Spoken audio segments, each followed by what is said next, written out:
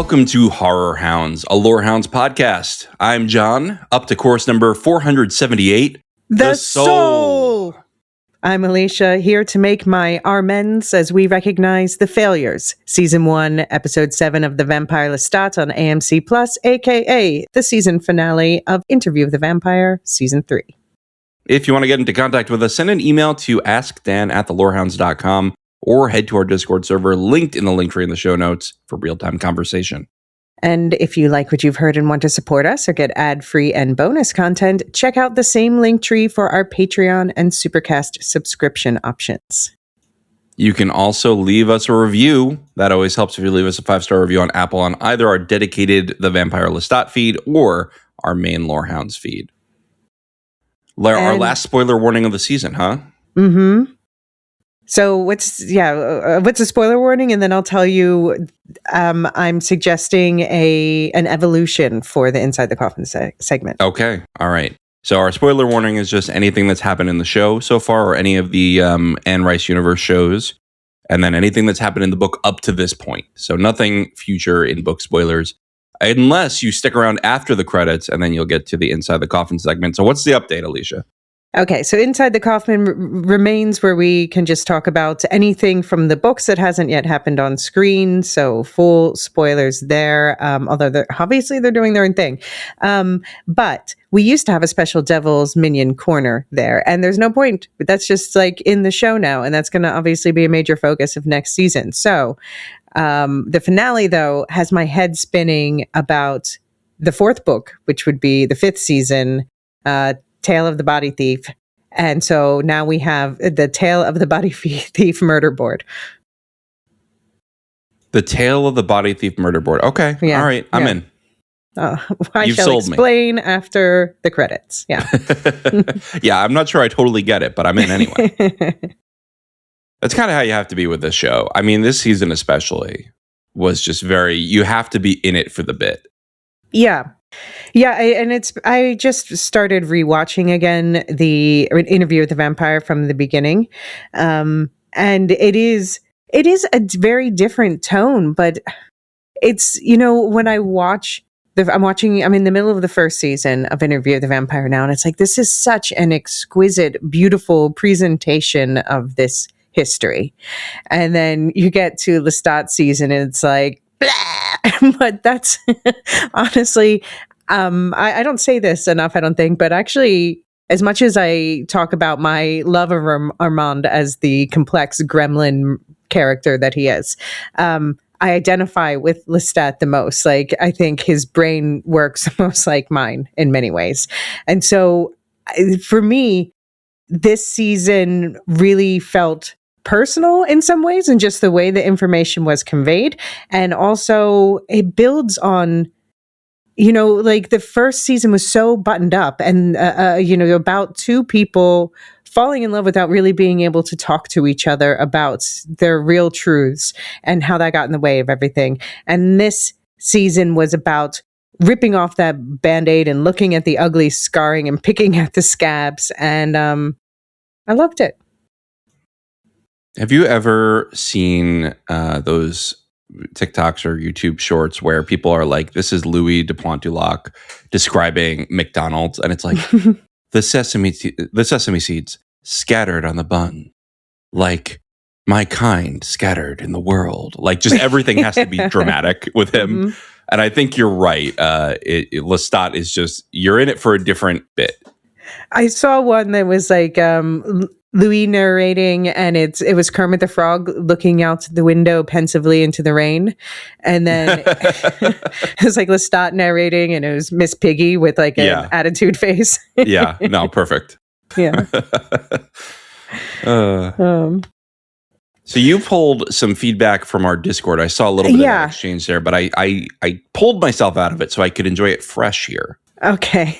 So it is a bit more of a sensitive topic. So just we're going to talk about some of the racism debate that has taken place around particularly this final episode, particularly around the portrayal of Louis. And this is something I wasn't sure how or if we should address it. But we did, Kiko Benny on our Discord spoke up about it, and I asked her to elaborate, and she kindly did. And I pulled a section of that really, I think, encapsulates, I'll be honest, also my feelings about the situation. I obviously have less of an authority to speak on this because I'm barely half a shade darker than my Welsh side of the family, but it just, the discourse around the portrayal of Louis and the brutalization of Louis reminds me a lot of a debate. I'm going to skirt spoilers for Wheel of Time season 3, but there is a character, you know who I'm talking about, John, right? Yes. Who is a woman of color. And so people are like, oh, you're brutalizing this character of color. And my personal feelings about this is that I want to see more portrayals of women, of people of color, from different, diverse casts of people. And that means that they're also going to play victims and villains and everything in between. And this is a show where I think every single character is brutalized. And I think that a lot of people are dismissing that this is a scene that especially focused on Lestat being repeatedly brutalized. It's not targeted. It's just talking about the pains we all feel. And sometimes, since Louis is a man of color who grew up in the 1910s New Orleans in particular, that has been a focus of especially past seasons, but still now. So, okay, I'm going to stop fumbling for the words to express my opinion, and I think Kiko Benny put it very well. This is just an excerpt again, so you can find the full discussion in our Discord chat for this episode. But she said, the Black protagonist in media has been cultivated into certain familiar roles: trusted BFF, the mammy, the victim/slave. And if they are cast as the villain, it's with the utmost sympathetic nature. Personally, I consider this a trap, but others may see this as preferred, as it maintains a certain level of what culturally many feel: victimized. Go back decades of media, and almost every POC typically fits these roles with limited nuance of the majority of the leads, and other protagonists are Caucasian. Louis breaks that mold significantly. He's selfish, he's Black, but he also has privilege over others, particularly in his demographic. He's the main harbinger of Claudia's misery, and unlike the considered white antagonist, quote unquote, Lestat, he didn't lie to her, even in the end, about his culpability in the matter. A generalization, but culturally, many Black women have felt Black men have failed them, so it lines up more akin to reality than fiction. The titillating idea that the Black woman could and did outsmart the, quote, white devils, but felt most betrayed by the Black man in his life is interesting stuff, but I digress a bit. That's its own thesis. Despite Claudia's derogatory idea of him because he's Creole, he's in the top 209 richest people in the world. Even in vampiric society, he is an enigma of fear but authority. He remains the utmost item of desire by almost every other protagonist. He completely goes against what audiences are used to, thus it's being rejected due to the quote-unquote negative attributes, and thus there is in fact a whole bit of rhetoric fan base wanting to report this show to the NAACP because of how much he breaks the mold. I love that this show embraces racial dynamics not typically seen on screen and introduces nuance as it shouldn't need to hold your hand to comprehend. I have more empathy for the perception of cultivation. Oh, okay. Then it continues and I missed the rest. That's all right. No, I think this is an amazing perspective. Totally agree that the nuance is really what makes this character and what makes this approach to race in the show so refreshing. And, like, what is it, Kiko Benny? Kiko Benny is saying, the whole point of increasing diversity in these shows is not to have people be treated better or worse than, the white actors that have traditionally been in here. It's to show them as full people as they are, right? Like we have to treat people, all people, no matter what they look like or where they come from, as full people who have flaws and have brilliance and have stupid decisions and great decisions, right? Like these characters need to be allowed to make mistakes and have flaws without it being a trope. And I think that that's great that Louis is this, admittedly selfish person who also is this brilliant storyteller who has a ton of insight into the emotions of other people and is filled with this incredible empathy that he shows Armand. Those are the kinds of really fully formed traits that make a character great. Yeah. Yeah, I think I was just thinking, I think in general, I like shows that are like, we are all monsters. Now let's have a group hug. And that's kind of what this show is at the heart. And it's part of his specific brands of hurts is growing up with racism and his complicated place in that being indeed a moneyed Creole man. But it's also, each of the characters has these different darknesses in their past, these different struggles that they've had to face. And the fact that they lean into them to make them such specific characters is what makes me really love this story. Yeah. No, thank you so much for the feedback. This was a great way to start it, I think.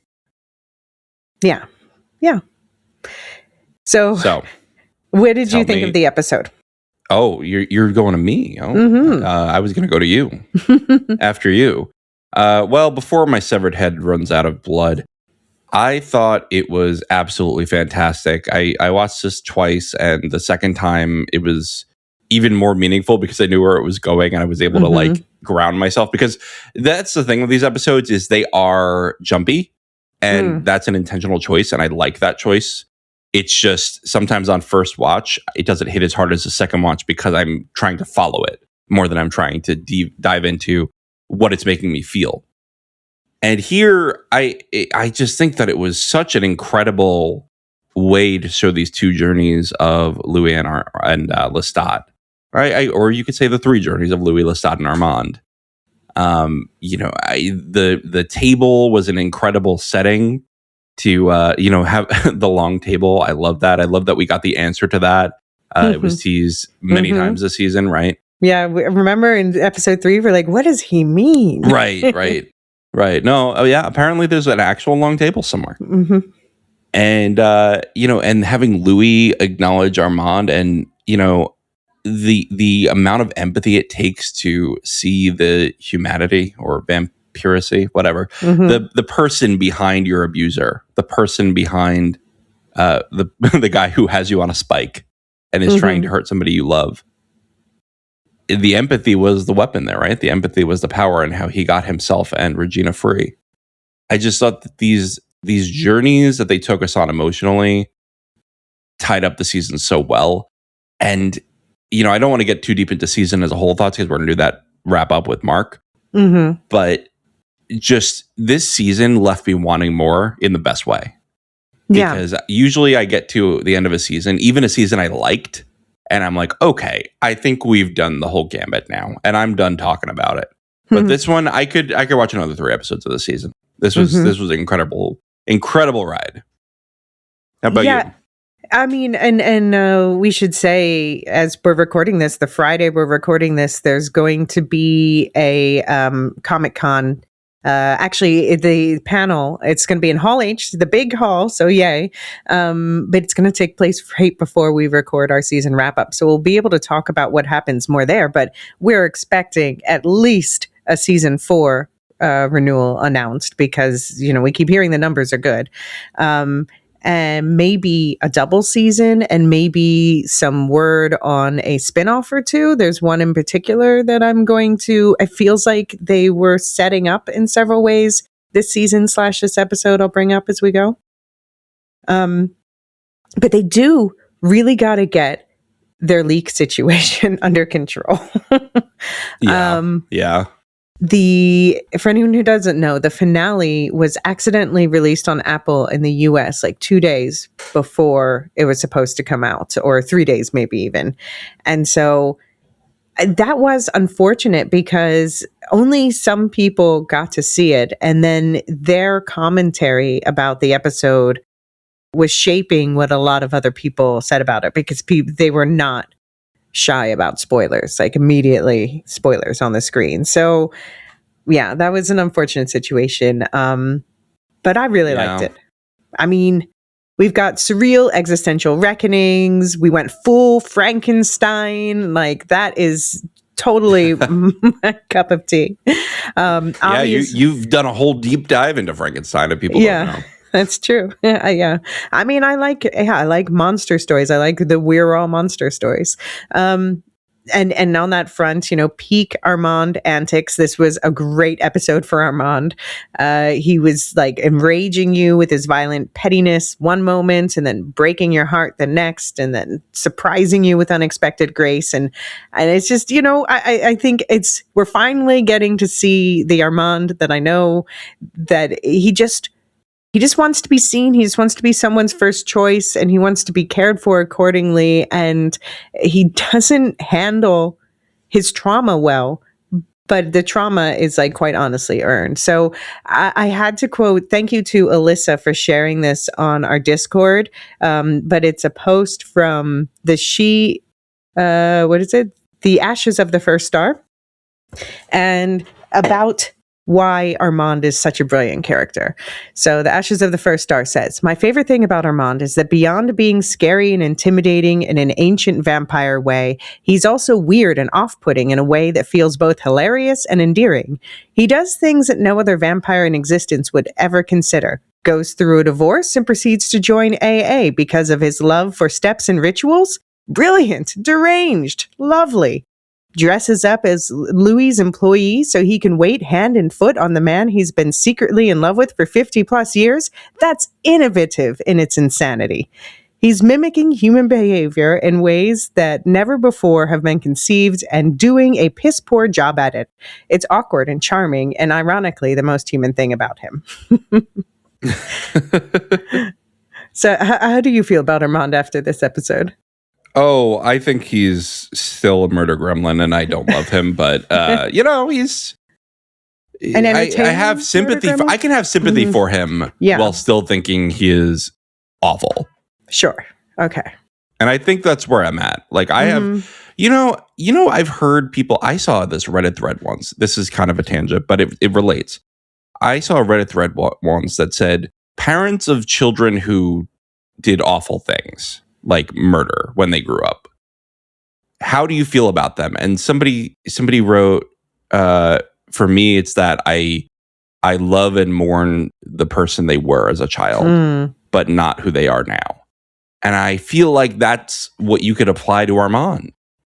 Is you can feel terrible for the child he was, but I don't feel terrible for who he is now. Okay, yeah. I mean, he never got to have a childhood. And we should point out he was born in like 1508 or something like that, I want to say. So, 1500s.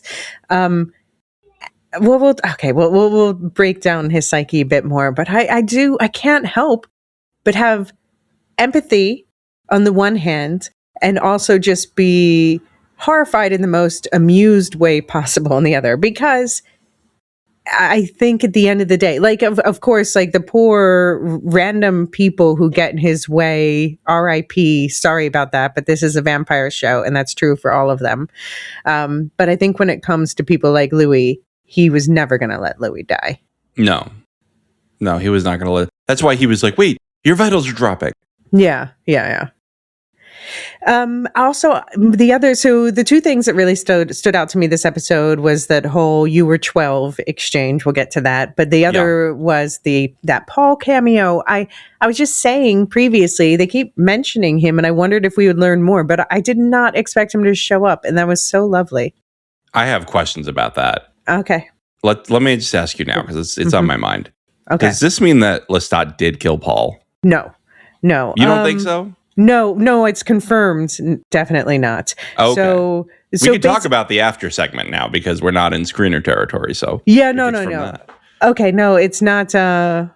Maybe they also talked about but it's been talked about multiple times. That just because I've wondered in the past, in general, if Lestat killed Paul, and it was like hardcore confirmed. Not so by creators in the show behind the scene, but also like Anne Rice was very adamant Lestat did not kill Paul in the book. Okay. And so what Lestat actually said there was, you were all here tonight because I murdered you, made you, or memorably traumatized you. So he would fall into the latter category. Okay. All right. Fair enough. But I have other questions about that. So we'll talk about it when we get to it. Like, I wonder if he's actually a fourth category. Interesting. Yeah, you save it for after the credits, I guess. No. Oh, no. When we get to the scene, I think I can talk about it. Not a big spoiler. Okay. No, yeah. Well, I think some of it, like, there's a lot of things I wonder. We know there's going to be a spin-off of, they're going to do the Memnoch the Devil book, which is the book number 5. And that is the, like, Heaven and Hell book. We know they're going to do it as a spin-off. So I have the feeling that several things in this episode were setting that up, and that's one of the things that I question whether it's setting that up. Okay. All right, I'm in. Paul can be the spirit guide to heaven. Yeah. Well, yeah, I mean, Memnoch was, but yeah, he could be like an angel. Yeah. Maybe. He was a little judgy. He was a little judgy. I feel like angels in fiction often are a little judgy. That's true. That's true. He needs more heads to be an angel. So biblically accurate. Sure. If they do go to, like, you know, a biblical to style heaven, I want to see a biblically accurate angel. I don't think so. But wait, did you watch his Dark Materials? Yeah, I watched the first 2 seasons and I read all the books. Okay, yeah. So they do the biblically accurate angel. Yeah. It's a good time. Yeah. Speaking of confusing forms, I have questions about what is up with Alex that we're not, like, I just think this season could never have stood on its own, and I don't think they ever truly believed it would. I feel like this whole numbers game was about, like, how much budget can we get? Can we, we want to destroy the world next season. Give us some budget. And proving that they had the audience to warrant that. But I just wonder things like, what's up with Alex? Yeah, it's a great question. What is up with Alex? Where in the world is Alex's mind? Mm-hmm. And his voice, especially. He hasn't said a word since he's been turned, right? He said, when Raglan said something about the concert, he was like, I want to play the concert, but that's the only thing we've heard him say since then. Okay. Yeah. Yeah, he's getting pretty spooky. I don't like that mask. Yeah, the fact he's still wearing it after Halloween is, like, telling us something. Yeah, there's something going on there. Mm-hmm. Who knows? I think, I wish season 5 were coming sooner, or season 4 rather, coming sooner, because I need to know where all this is going. And I feel not cheated because it was a really satisfying ending, but, like, man, do I want more. Yeah, but I think people are worried they're like, it's going to be 2 more years. But I think in this case, not only do we not have the strikes and stuff to worry about at the moment, but they also, I think they kind of were writing the next season at the same time as this one, because the 2 books go hand in hand. You can't really separate them, which is why I just can't believe there's any possibility they would have ended at the end of the season. But there's also, like, Roland Jones has made a lot of commentary, and it just sounds very much like there's songs written for next season already. They're going to be exploring more of Lestat's backstory. Obviously, we know the Akasha stuff, the Devil's Minion stuff. It just sounds like maybe the scripts aren't finalized, but they know what's going down. They know what the episodes are. Okay, that's fair. I accept your ruling. It's just the vibes I'm getting. We'll see what they say at Comic-Con on Friday. Yeah. I look forward to it, but for now, we've got a lot of episode to get through, so let's take a break and get right into it.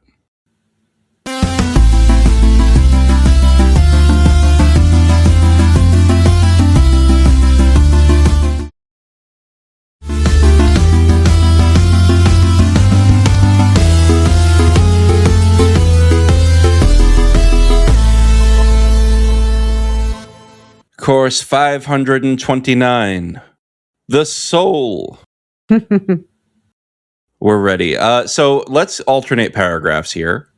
Oh, you do it, because I'm going to probably because you have a lot to say. Yeah. Okay. All right. That's fair. Buckle up, everybody. I have thoughts. No, in The a good way. recently beheaded Lestat goes into a dream where he follows servants through the forest to a dinner table with his family.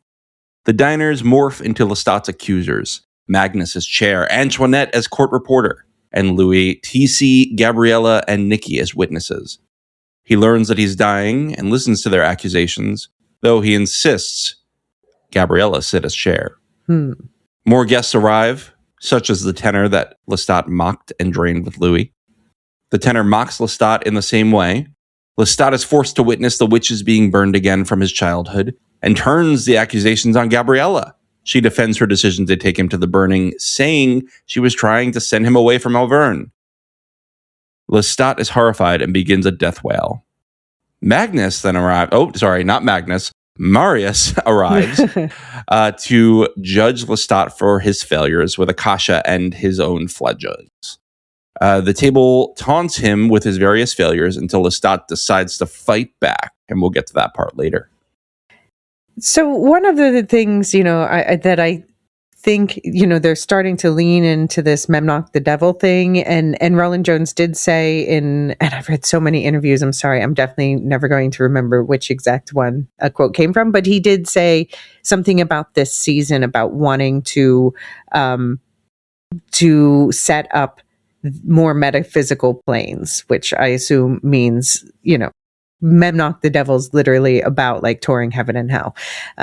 So we hear Magnus calls this the astral plane, which, to quote Wikipedia, is the world of the celestial spheres crossed by the soul and its astral body on the way to being born or after death, and it's generally believed to be populated by angels, spirits, or other immaterial beings.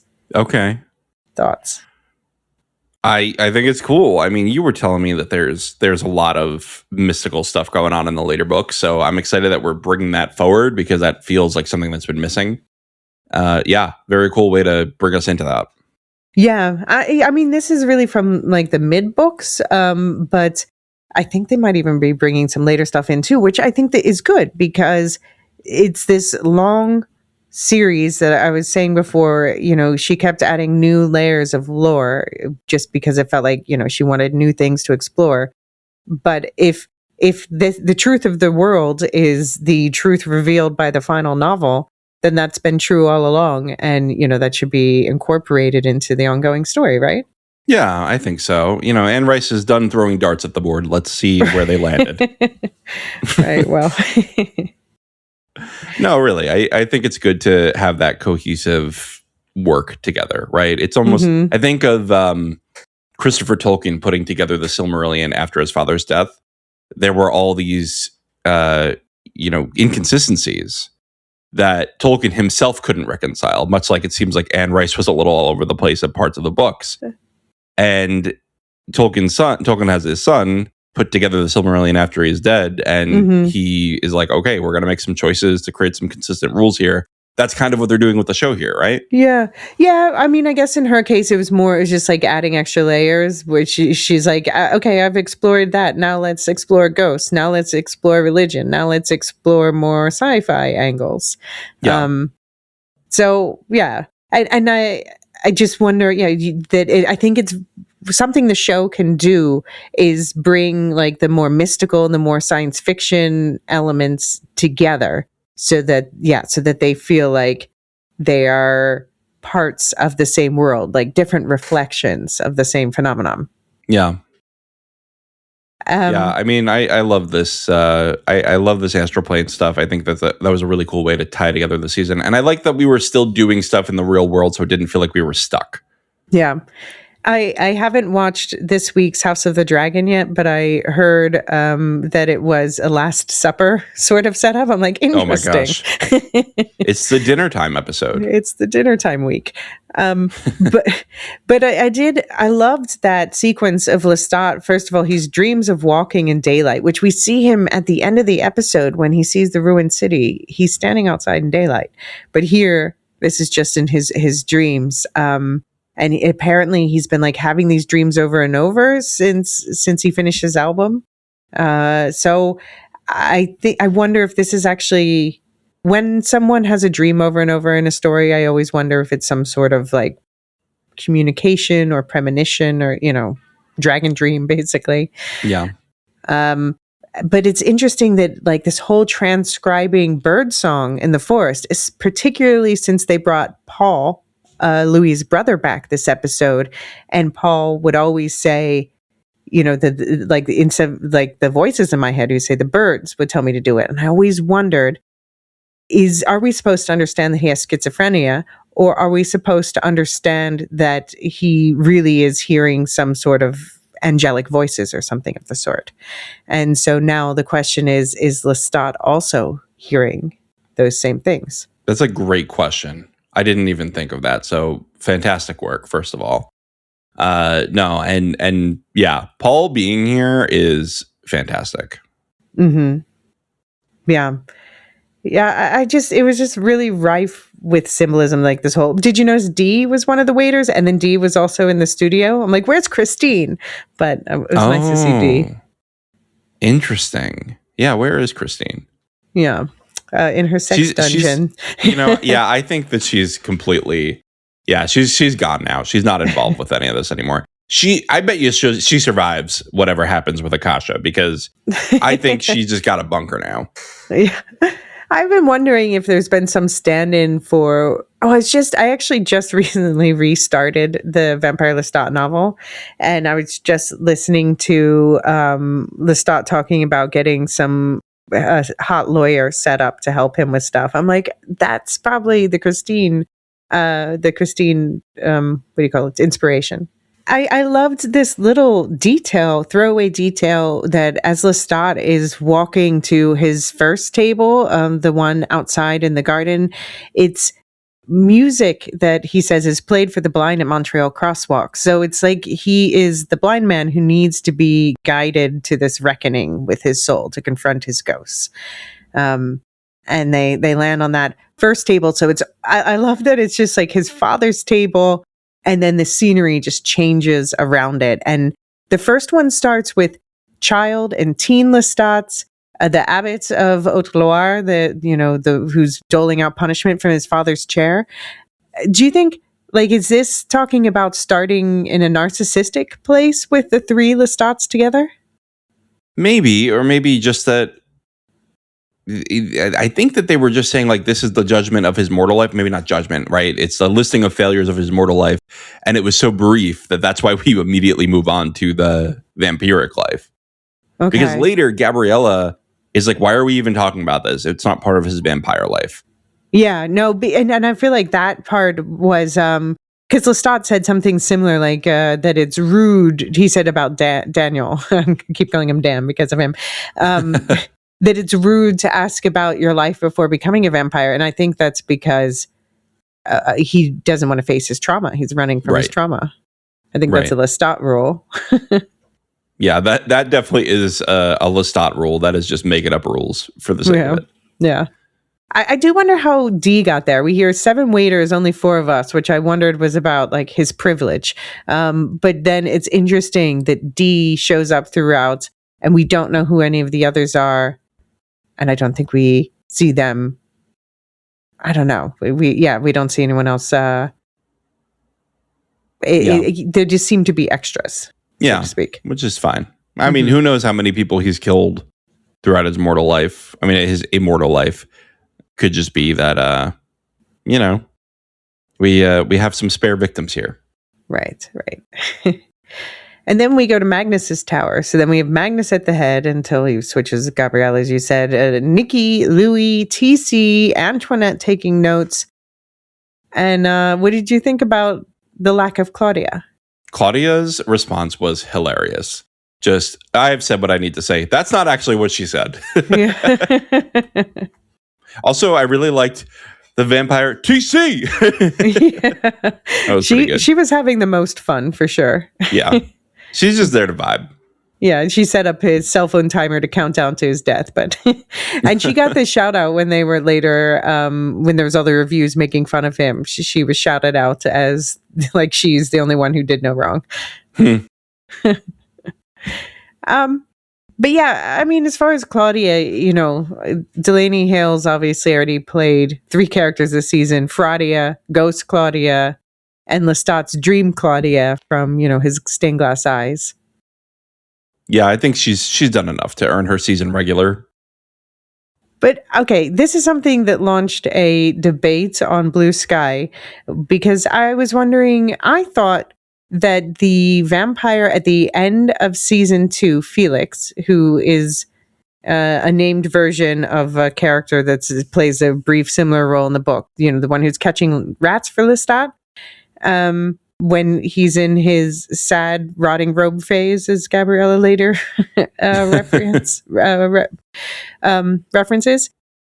I thought that he was Lestat's fledgling. That was my assumption. And then we also saw Felix in season 2 of Mayfair, where he meets Lasher and he says, well, I had a great teacher who taught me not to worry too much about taking human life, so you shouldn't either.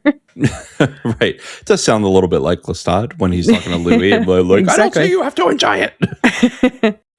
Do you have thoughts about Felix? Did you think that he was Lestat's fledgling as well? I could see him just being his student and not his fledgling. Like, Lestat comes across him. We know, makers abandon their fledglings quite often with Armand and Daniel.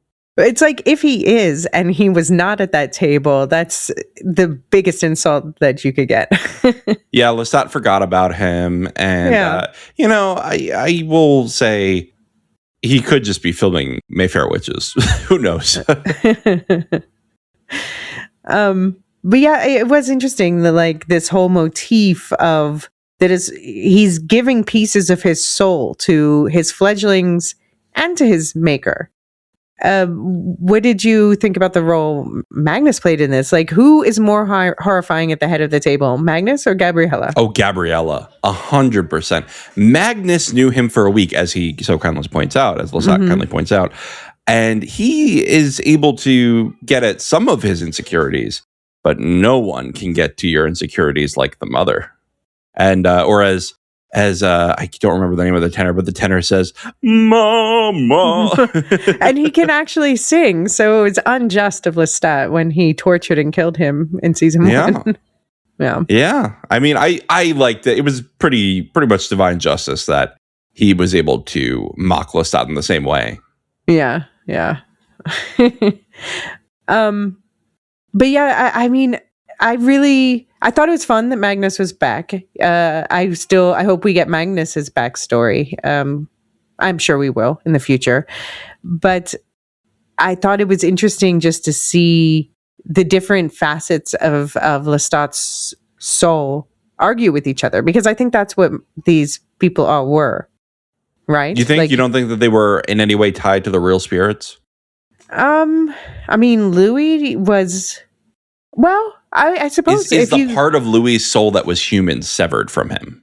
Yeah, but then also there was the scene where he was like, somebody said something about Louis being otherwise occupied, and we see what's happening to Louis in real time, tied to that where he's like can't really articulate because he's dying. That's true. But if there is no spiritual connection to Louis, how would Lestat know that? Yeah, exactly. I suppose through, oh no, he can't do that with the Louis. He can't psychic. So I think this has to be in some way tethered to reality. That's fair. Although he points out obviously later that, he says Gabriella was harsher to him in this reality than she was when she was trying to coax him on stage in the final scene, which A, makes sense, but B, I notice in this astral plane or whatever, she's the one who's most often saying nice things about them, because Magnus calls them the failure finders, which I felt like is like Lestat hating on himself. Yeah, I get that. I guess what made me think that these are the human aspects of the souls that he's talking to is the fact that they're eating. That's part of it. And just it looked like the human Louis. That did not look like vampire Louis. And I think the same thing about Nicky, right? He didn't have his crazy vampire hair. Yeah. Gabriella looked pretty vampiric. I'll say that. And Magnus too. But Magnus is dead, so you can excuse that. That can be a vampire soul. Was Louis wearing, I don't remember Louis' suits well enough, but the suit he was wearing looked to me like the one he was wearing when he met with the guy who had his heart dancing in season 1. Ah, that's interesting. I like it. Of course. Of course. Still, that season still has the best quotes from the 3 seasons. I love this season. There's so many good quotes from this season, though. Worcestershire. Wash your sister sauce. Ridiculous. But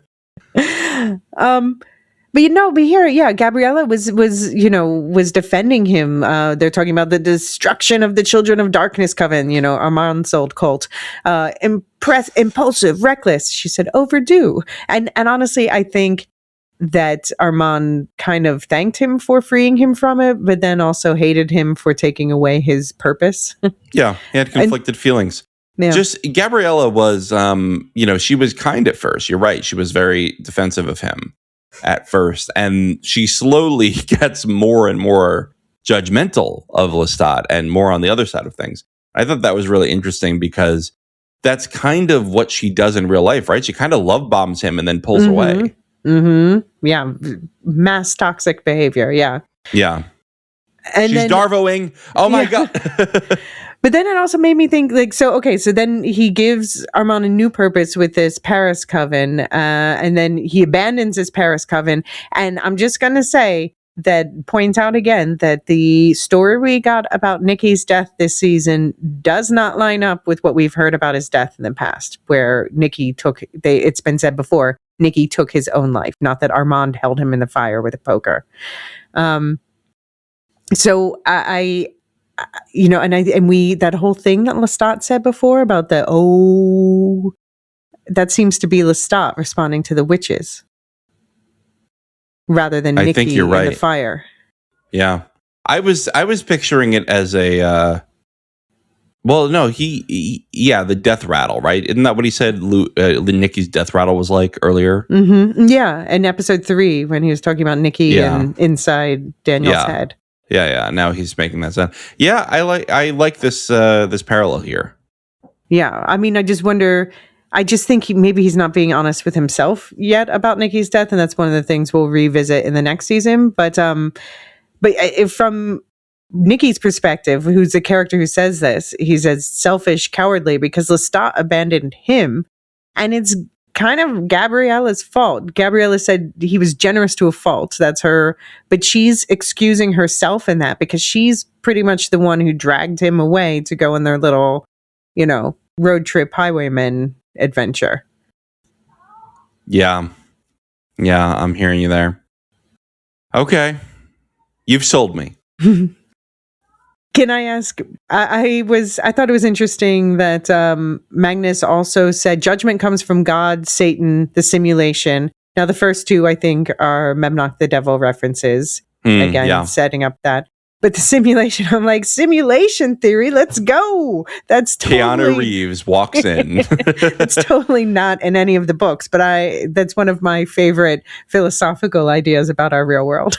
Listen, if Anne Rice were still writing these books today, you better bet your ass a dart's going right in simulation theory. I absolutely can see that happening. Yeah, that would be the next layer on top. Yeah. Right. Turns out that vampires are actually just a virus in the Matrix. Mm-hmm. Yeah. With the Maker comparison, when Lestat said, I did what my Maker showed me, throw money at the problem and run away. Obviously, he's talking about Magnus just being like, take everything I have and throwing himself in the fire. But it also made me think about what we saw about Gabriella, is that she talks a lot. She wanted him to leave Auvergne, to go to school, to go to Paris. And she did fund these things, but she just threw money at him and then went back to her book. It's what we saw her do this season. Right. So that's where it's like, is she any better than Magnus, really? Oh, no, I don't think she is. And perhaps worse because her abuse of him was continuous and not just a one-time or a 1-week affair. Yeah. and Lestat's passing this on because, well, we hear, that Lestat did say no to Magnus, and Magnus gave it to him anyway. And so now the Magnus muse says, like, oh, consent is a 20th century concern. But I was just rewatching the season premiere, and when Lestat's turning Louis does ultimately consent, but he says to him before that, I can swap this life of shame, swap it out for a dark gift and a power you can't begin to imagine. You just have to ask me for it. You just have to nod your beautiful head and say yes. But you just have to ask me for it is almost literally a line from the Magnus song. Right. It's just that Louis had a different answer. Yeah. Yeah. Louis did say yes. Louis had a different answer. Magnus, I don't remember if it was Magnus. I think it was, though, who drew a parallel between Gabriella and Lestat in showing Claudia trauma. Yeah. Yeah. So that's another parallel with the abuses.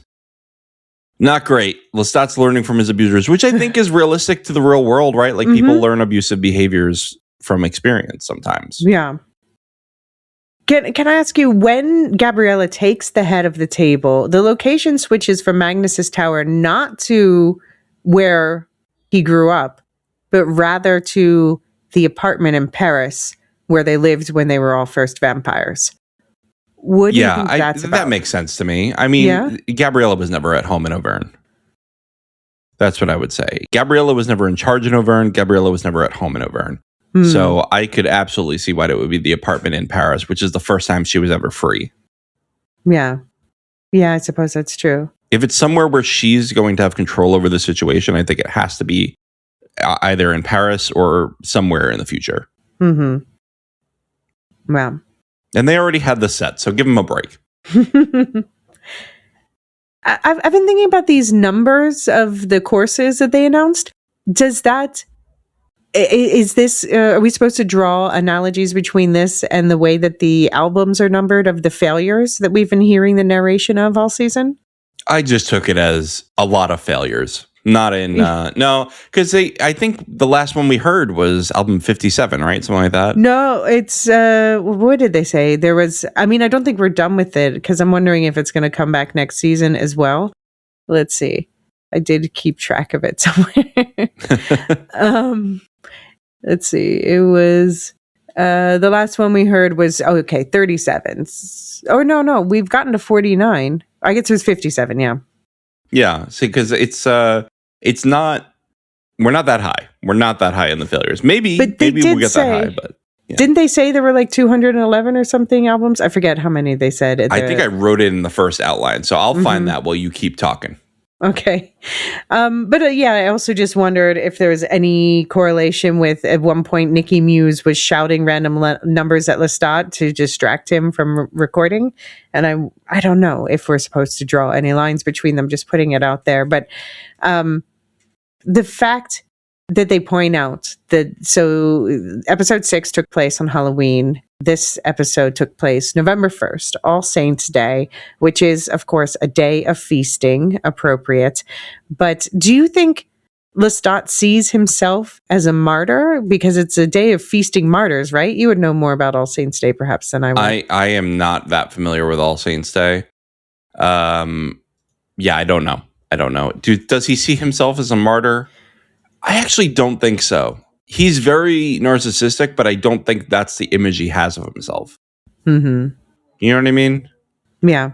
I could see him seeing himself as a messiah, but not as a martyr. Right. A savior, not a martyr. Mm-hmm. It is also interesting that, so it's set in 2025 when All Saints Day was on Saturday, which is Shabbat, depending on where, which version of what I call the Three Cousins religion you follow. Yeah, it was definitely a kosher deli for sure. Yeah. No, so they point that out. And I just, another thing of like connecting with this Judeo-Christian idea of religion and whether this is setting up the Memnoch thing. But it is interesting. I don't know if we've ever talked about it, that this is during the day. So they point out no one can help him. But in the Anne Rice books during the day, it's almost like they cannot resist sleeping. They just fall asleep when the sun comes up. Oh, interesting. And here it's like you'll burn, but you can be awake if you're awake. Yeah. If you're inside, you're okay.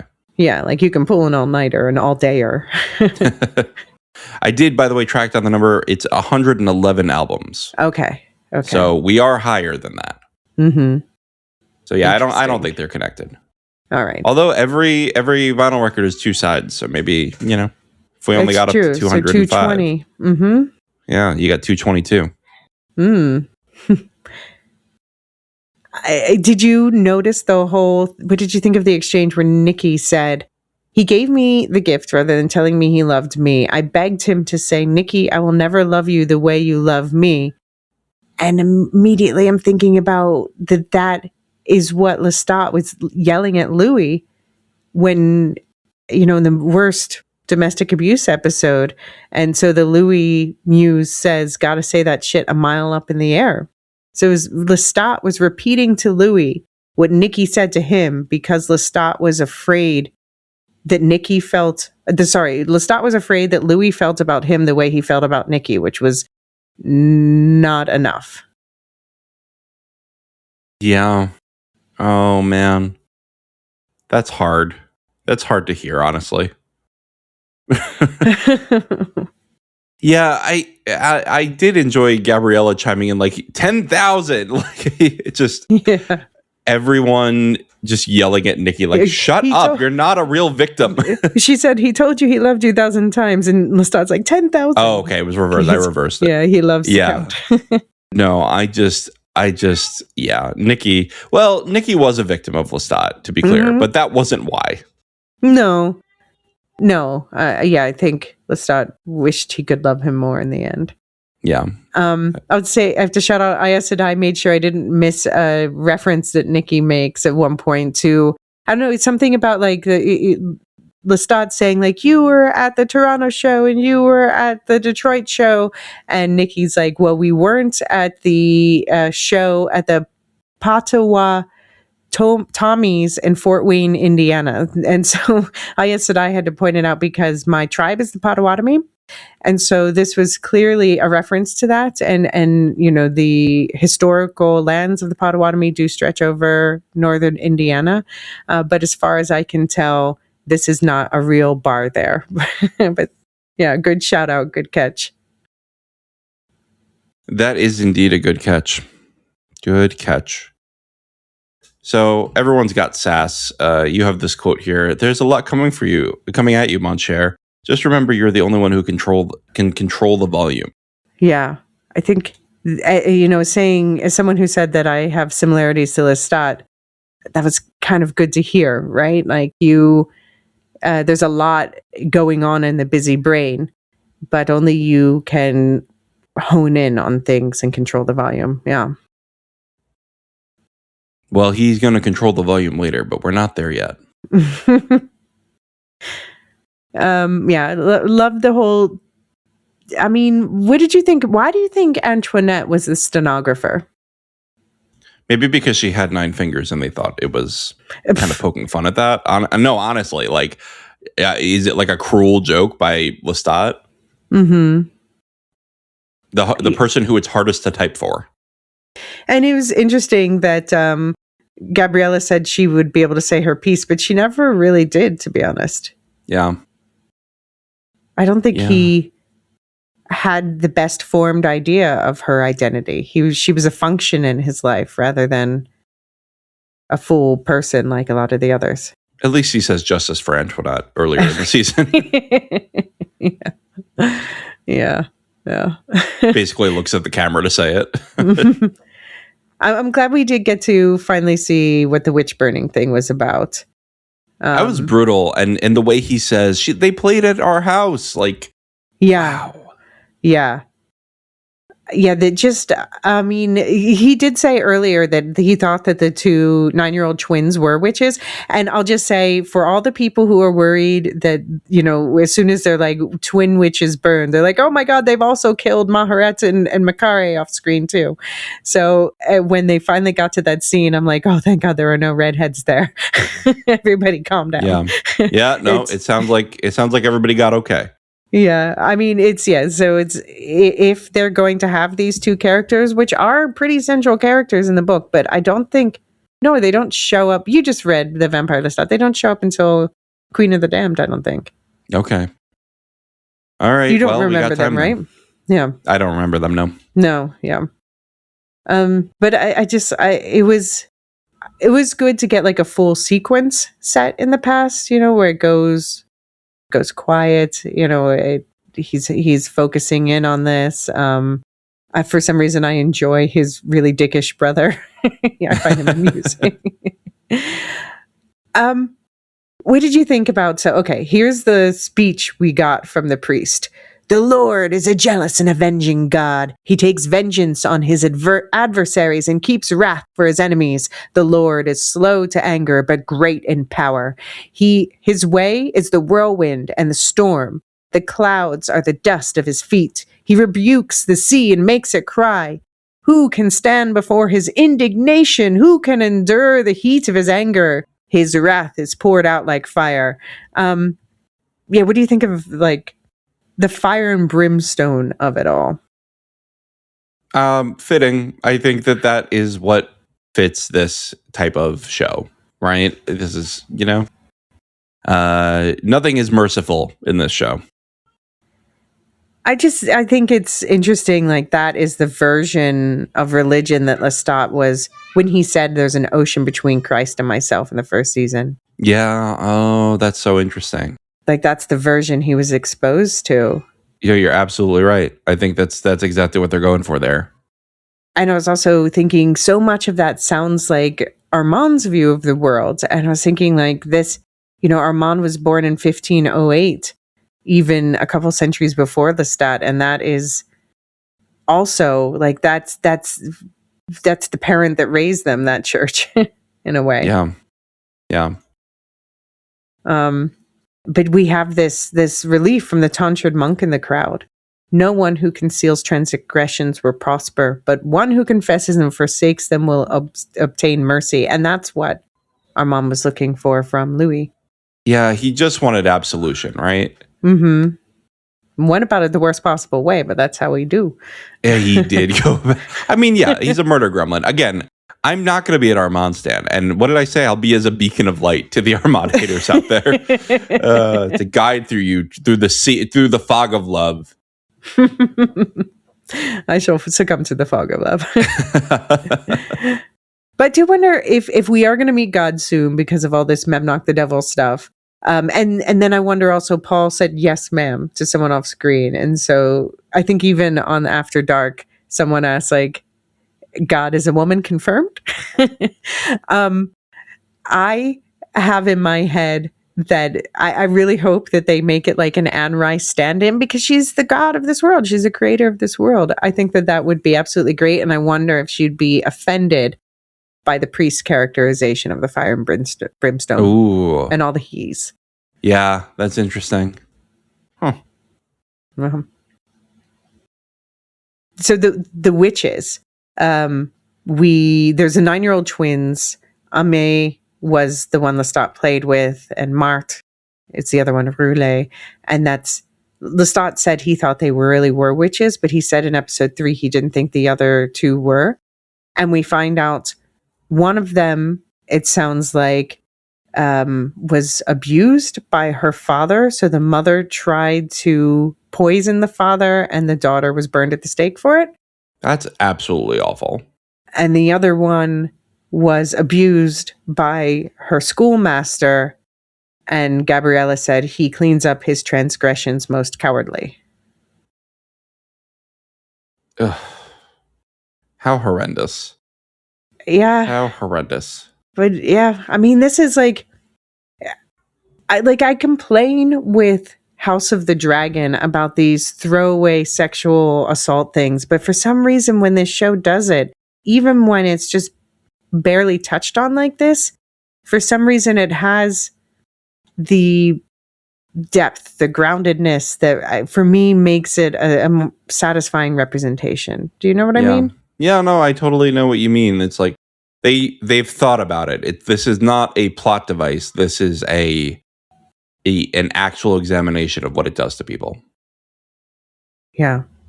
And I think that part of that is not just the way they approach sexual assault, but the way they approach all of their writing, which is character focused. This is all of these seasons have been character studies. That's why this season was called The Vampire Lestat. Mm-hmm. And I think that that's a wonder. First of all, I am always a sucker for a character study. I think this is why it's one of my favorite shows. And they just do such a phenomenal job with that. Again, the way that they add that nuance to Armand to where I'm kind of tearing up, and I fucking hate that guy. But like, you're talking about what happened to Armand, and I'm like, poor kid.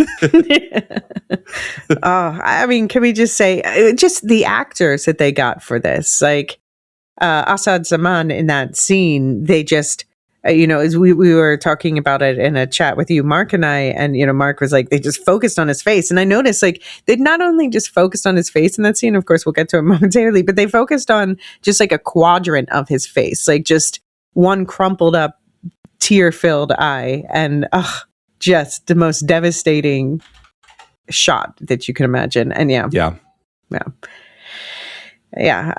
What did you think about Gabriella's explanation for why she took Lestat to the burning? Oh, I don't buy her. I think that she had a morbid curiosity and she likes to trauma dump. And like, honestly, like, do a little better pushing him out if that's really what you want. Maybe be a little more explicit. To be fair, he did leave twice. He went to the monastery for schooling and he went to the theater troupe, and both times his father and brothers pulled him back. No, you're definitely right. Yep. So he did try to leave. And I know when she's calling him a cabbage in this, he's calling himself a cabbage, but yeah, it's not fair. Let's stop. Be fair to yourself. He's like, I was the cabbage. Yeah. The entire time. And did you notice they refilmed the forcing Claudia to watch her boyfriend burn scene with Delaney Hales? I didn't notice that. I've just kind of reintegrated Delaney as my Claudia at this point. Right. You know what I mean? Yeah. I was rewatching that scene in the first season. But yeah, that was like a devastating realization to him, I think. Definitely. And also that Lestat's makers love their Lestat. I think he's beginning to accept how messed up that is. Yeah. Were you surprised to see Marius at the table?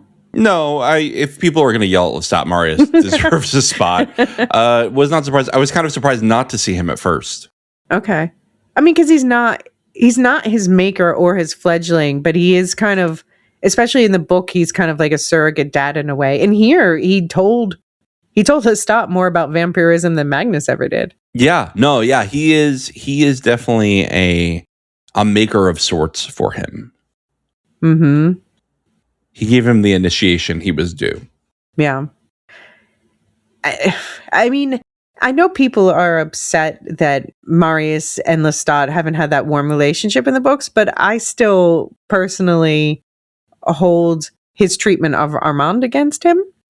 And here, like, it's something I just don't want them to gloss over the grooming of Armand and everything, and the pimping him out.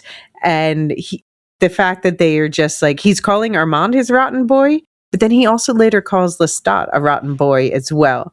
And I think they're going to lean full into the darkness of this Marius character, and I'm glad for it. Yeah, I think so too. And yeah, he deserves to be treated as a dark character. He did awful, awful things to Armand and was not great to Lestat either. Yeah. Just noped out. What is it with senior vampires just noping out for this guy? Yeah.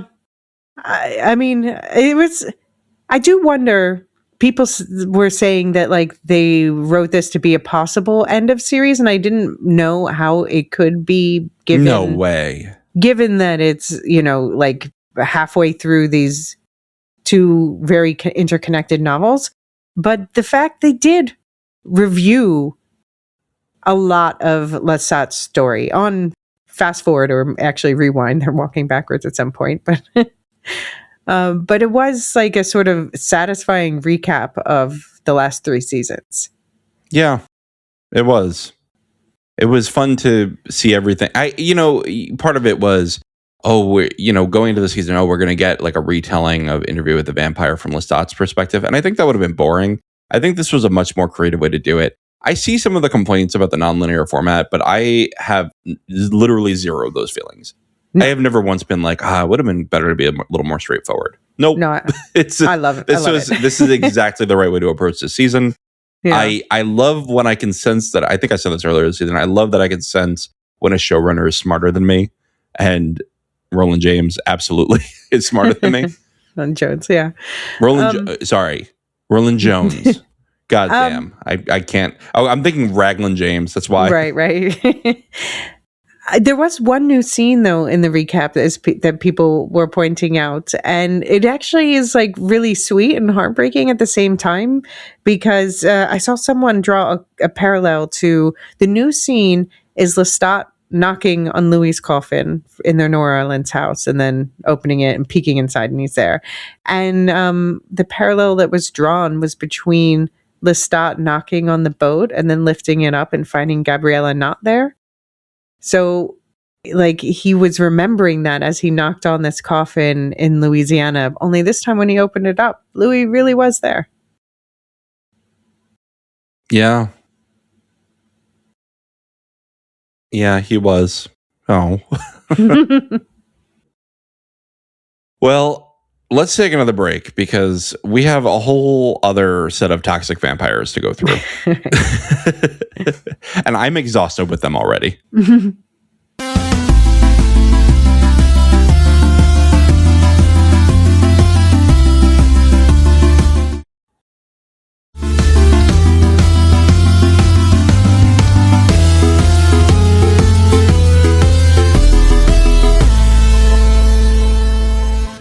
We're back.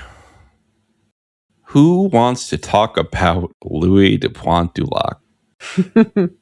Armand offers amends to Louis' head. Armends. Yeah, Armends. And demands Armends in return.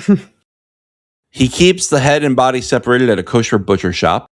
Armand reveals that this interrogation is being live cast while Dr. Farid monitors Louis. Armand shows Louis Lestat's body and brings in Regina, who was an intentional manipulation by Armand.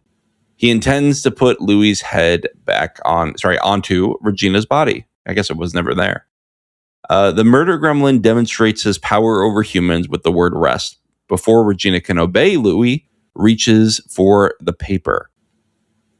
Regina cuts her wrists, but before she can bleed out, Louis gives Armand a genuine apology.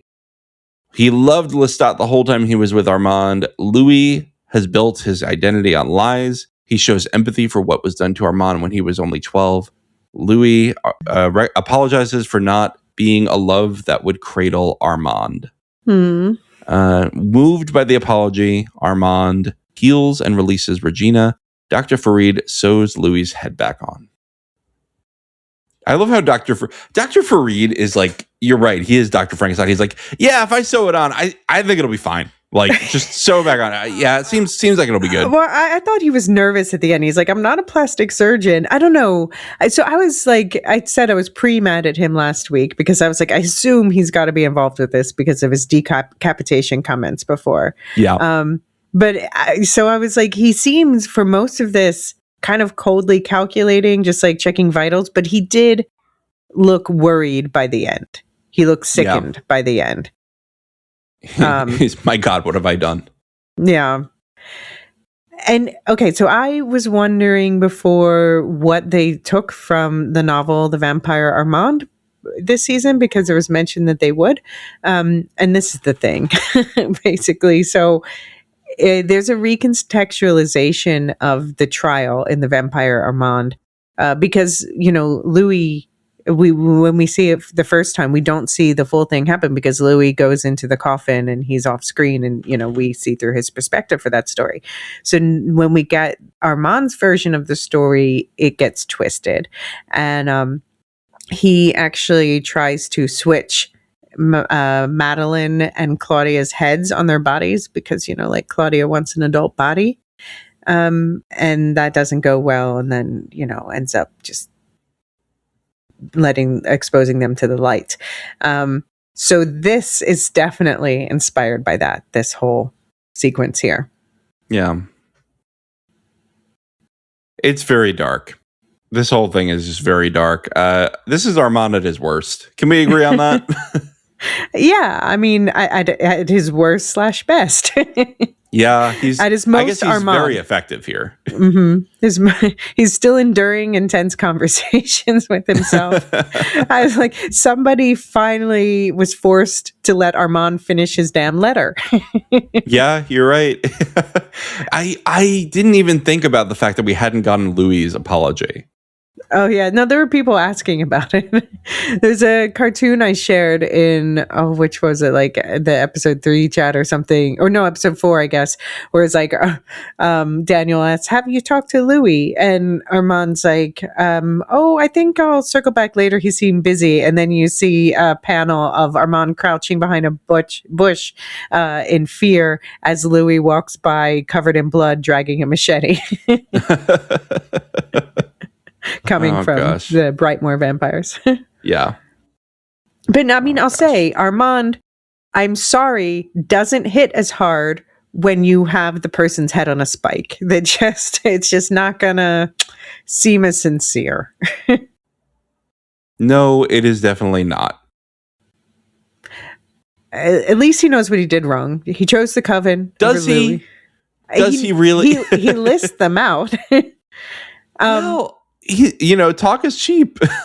He says, but he also says, I took aesthetic pleasure in making your death visually exhilarating. Sorry. Sorry for imagining all that. I'm just going to point out that there is because the camera focuses on it at one point. I don't think we've talked about in the podcast yet, but people have been noticing that Armand has a brass bracelet, and I think maybe one's shown up on Daniel now too. And I think the idea is that his followers are wearing them. Are they like antenna for his rest signal? I don't know. Maybe it's like some insignia that they're part of his new cult or something. I don't know. Could be. So I mean, this whole thing was disturbing. Do you sympathize with Regina? Can I ask you about that? Do I sympathize with her? I mean, I believe when she was like, listen, he told me that he had a friend who lost a daughter. And I think that she was painting herself a little too innocently there, that she probably knew there was something a little more nefarious there. But I do believe her when she's like, I didn't think he was going to separate your head from your body and torture us all. That's a fair assumption to not jump to. And I mean, if you say to somebody like, oh, they lost their daughter, you really think it's going to help to see somebody who looks like her? Why would you think that? I mean, I guess it's like people get AI chatbots that are modeled after someone they lost. Yeah, that went really well in Black Mirror. Yeah, okay. I mean, but that is, but it is a thing that I think a lot of people find comforting. Yeah. It was creepy that and of course, he used facial recognition software to find just the right candidate who also, had financial needs, and he called her a scammer, a grifter, whatever, but so had a certain moral flexibility. But still, he said flexibility is a way to put it. But still, he said it took her a year to convince her to do it, and obviously money, and he sponsored her visa to New York and everything. But I find it interesting that he said she crossed Louis' path 19 times in New York City before he noticed her. So I think that's a commentary on Louis' self-centeredness. Yeah. Oh, absolutely. He is certainly very in his own head.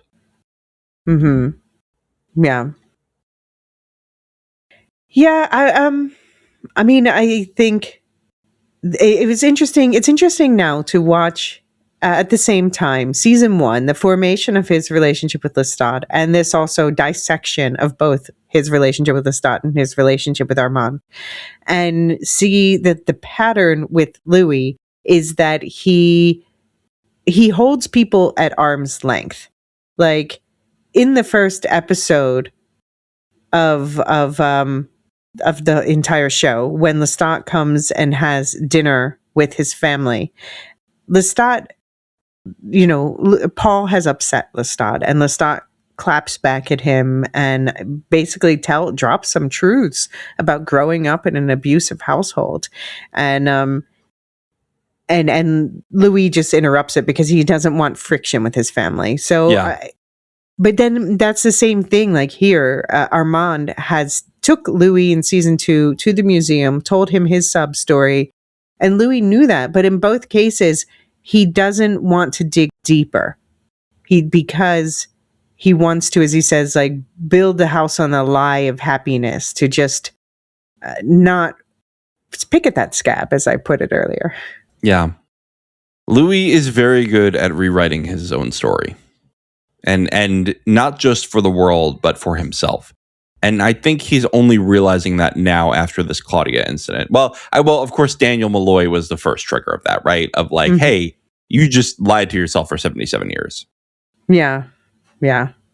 And Louis wanted that, but that's why he invited Daniel there, because he knew Daniel was going to, and now we know that he not only wanted Daniel to like pick at his relationship with Armand, but he knew that Daniel was the one that Armand was obsessed with that whole time. Yep. That's all these vampires need so much therapy. It's insane. Yeah, we're going to get Nicole from Nevermind the Music to watch this. I need to let's armchair diagnose the vampires. But we hear like that Louis has, while they were together, and we knew this already, that he was chasing boys, and Armand is feigning resentment, but he says, "I welcomed your straying. Your guilt in their aftermath bound you to me all the more tightly." And of course, and allowed him the time to go after Daniel. Right. So Louis knew about the Daniel stalking. But then probably, I brought this up about the dinner conversation. He was probably just too self-centered to realize that Daniel was hinting that might have been a violation of, his privacy, his not being creeped on-ness. Yeah. Daniel, I think that Daniel also doesn't have boundaries, and maybe that's a learned behavior as well. All these abuse victims are learning from their abusers, aren't they? Like Daniel's going into people's heads where he shouldn't. Yeah. Well, I mean, he's also learning that, from Armand too. And that's the thing. Like, I'm a devil's minion shipper, but people are upset that their relationship hasn't gone further this season. I'll say, first of all, that is a next book thing. So we've got a head start going on. But Armand and Daniel had some dark beginnings. And, these are not two people who should be in a happy place at this point, because their relationship at this point is based on 50 years of stalking and probably a little mind control right now, and a forced turning. Yeah. Mind control is a tough thing to defend, Armand. And how many people does he have mind controlled? We have 10,000 humans coming to the show. How many of them are Armanders? He said that he has a group of about 100 right now. Oh, okay. So that's not that many, actually. Yeah, far fewer. And obviously the Talamasca doesn't seem to be on his side. No, the Talamasca is not on his side. And we have to talk about where the Talamasca is in all this, because they seem to be on some side, but I don't know whose. Yeah. Sorry, Marco for a sec. Sorry. No worries.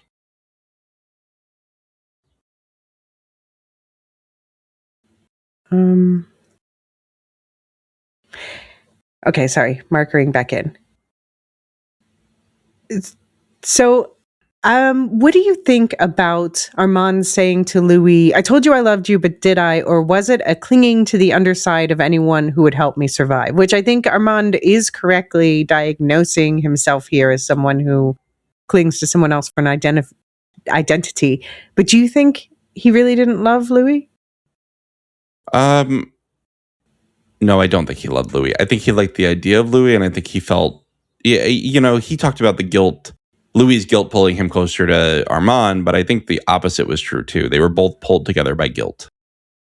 Yeah, that whole thing about him saying, he said he listened in on the seance with Claudia, and he knew that that was the way to hurt Louis, basically. But he also said to Louis, "You were my Claudia," which I'm like, does that mean that Louis was his Band-Aid? That Louis was the source of his greatest guilt? Or both? I think both, right? Like Louis is the consolation prize for what was a failure, to call back to the themes of the episode, right? He was this was supposed to be a slate cleaning so that he could regain control over the Paris Coven. Mm-hmm. And so he could sort of set everything to right.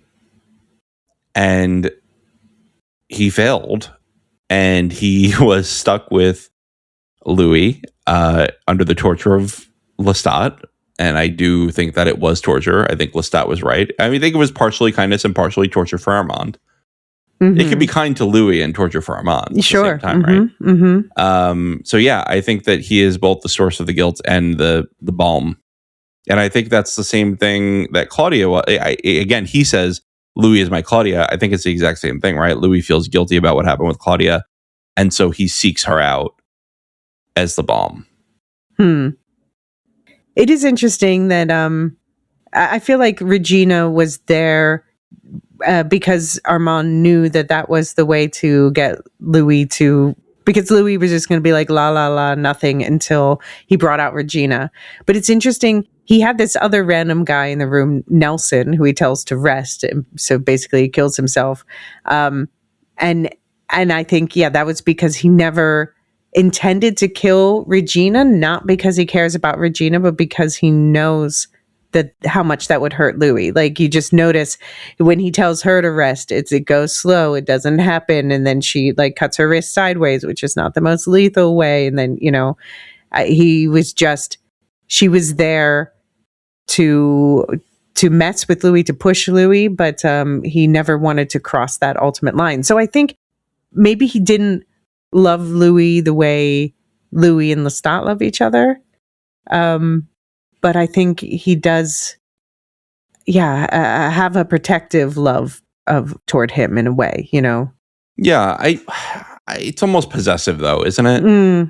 I don't know if it's actually, I don't know if it's actually protective. I think it's possessive. It's protective in that don't touch my stuff. Mm-hmm.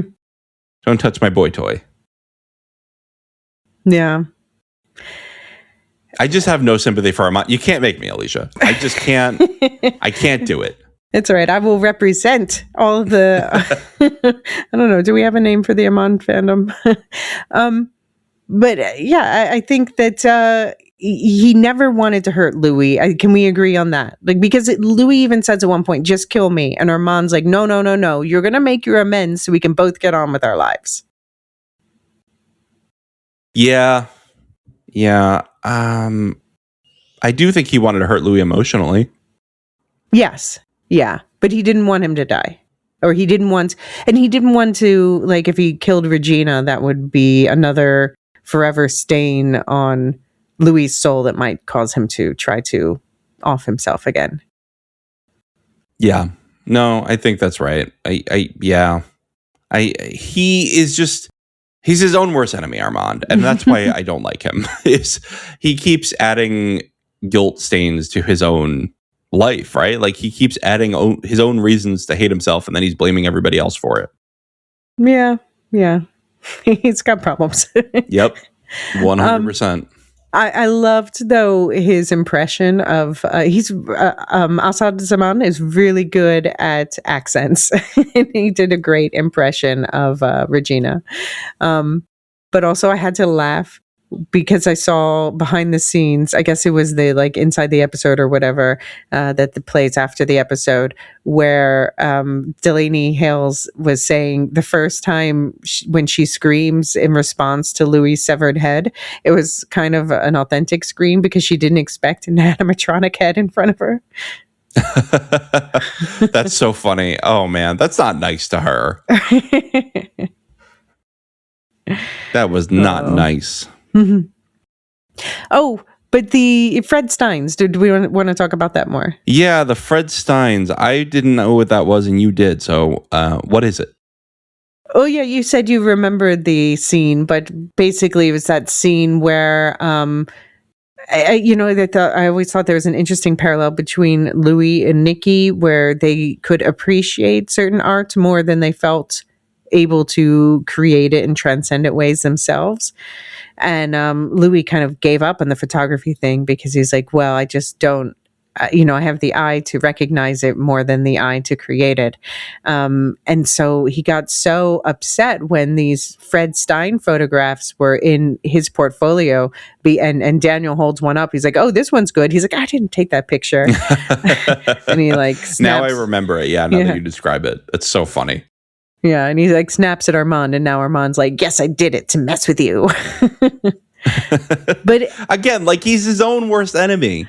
But he said, I think I might be a room without walls, floor, a ceiling, and infinite nothing. And so he just feels so unstructured that he's always looking toward, when he was thrust into being the head of this cult, into being the maître of the Théâtre des Vampires, it gives him a structure. Alcoholics Anonymous gave him a structure. Yeah.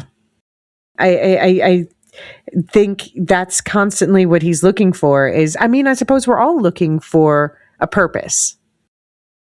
Yes, we are all looking for a purpose. And Armand's is clearly to cause misery to all the other vampires. Yeah. Okay. About Farid, one thing we didn't mention, an offhand line, he said this entire study or whatever was being live cast to a very important room gathered in Budapest. Is this the Talamasca? Is this, I'm wondering, I'm going to name drop a couple of other characters we haven't met on screen yet. Seth, I mentioned, I guess in Inside the Coffin, is the biological and son and fledgling of Akasha. Another Akasha fledgling, Gregory Duff Collingsworth. Those are two characters who get very involved with Farid in the scientific side of things in the books. So I'm wondering, like, is there a gathering of vampires like that? Is it the Talamasca? Is it people together? Who is watching this experiment?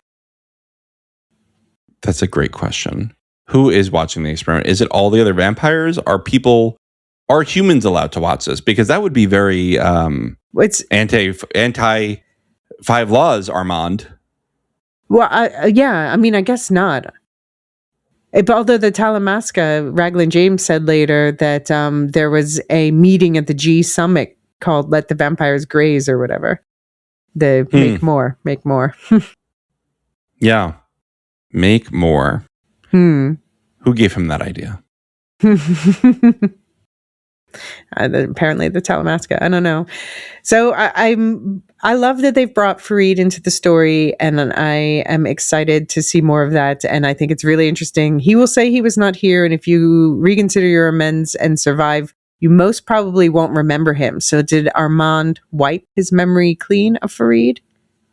No, he can't have, because Louis must remember why he has this neck scar. Yeah, exactly. Like how would he? I mean, I think that if Louis woke up with a neck scar and no memories, I'm pretty sure he would assume it's Armand. You know what I mean? And Lestat. Well, Lestat has a lot more enemies. Yeah. I don't know. I'm just, I can't imagine. I'm so glad we're probably getting the next season because I can't imagine if they had to. Yeah, that would be End it here. horrendous. This is this is not an ending. It's only just beginning. How cruel was it? Like, do you applaud or do you reprimand Louis for his final note where he said he was sorry for kissing him in front of Lestat, but never for you, for him? I mean, it was honest, and it got him to. It was part of what got Armand to finally shut down. Maybe he just needed. It's like Nikki was saying. I just wanted you to say that you were never going to love me that way, and and Louis finally says, like, because Louis hasn't said "I love you" to anyone since his brother killed himself. That was the last person we saw him say "I love you" to. And now he's saying love of my life was him, even now still thinking about him. But I think the thing that really turned it was he made Armand feel seen when he said, like, I've got lies to account for, lies to myself, to others. I know what it's like to build a house, a cathedral on top of a lie, to live with a lie so fully might as well be true. And then, he says that he wasn't a straight man, a good Negro, an artist, but he pretended to be. And then I think the thing where Armand stops repeating the things he's telepathically telling him because he's dying is when he really makes Armand feel seen in a way where Armand is like, I was wallpaper in your pretty Dubai apartment. And he's like, no, I knew who you were. I knew what you went through, that you were sold and who you're sold by and what you were sold into. And he acknowledges that Louis was someone who was selling other people's flesh. And Armand was someone who had his flesh sold against his will. And they've talked about it in interviews, these two actors, but this is something that, affected their relationship unconsciously. They just fell into those roles, and Louis was the dominant one over Armand because of it. And that's messed up. It is really messed up. It's absolutely messed up. This whole thing is just horrendous. Yeah, he says, I didn't want to picture you at 12. At 12, you were 12, scared, poor boy Arun. You need a love that'll cradle you. You should have that. And I was never that for you. And he says, my coldness, my denial drove you to this. But I think the key is, he says, I saw good in you for a while. So, I don't know. What do you think is going on with Armand and Daniel? He used the word companion here. Do you think that's a love that will cradle him? No, I do not. I don't think Daniel has ever cradled anything in his life. Except maybe a bottle. Yeah. Look at his relationship with his children. I don't think he's a very nurturing soul. Mm-hmm. I don't think that this is a healthy couple. No, certainly not at this point. Yeah.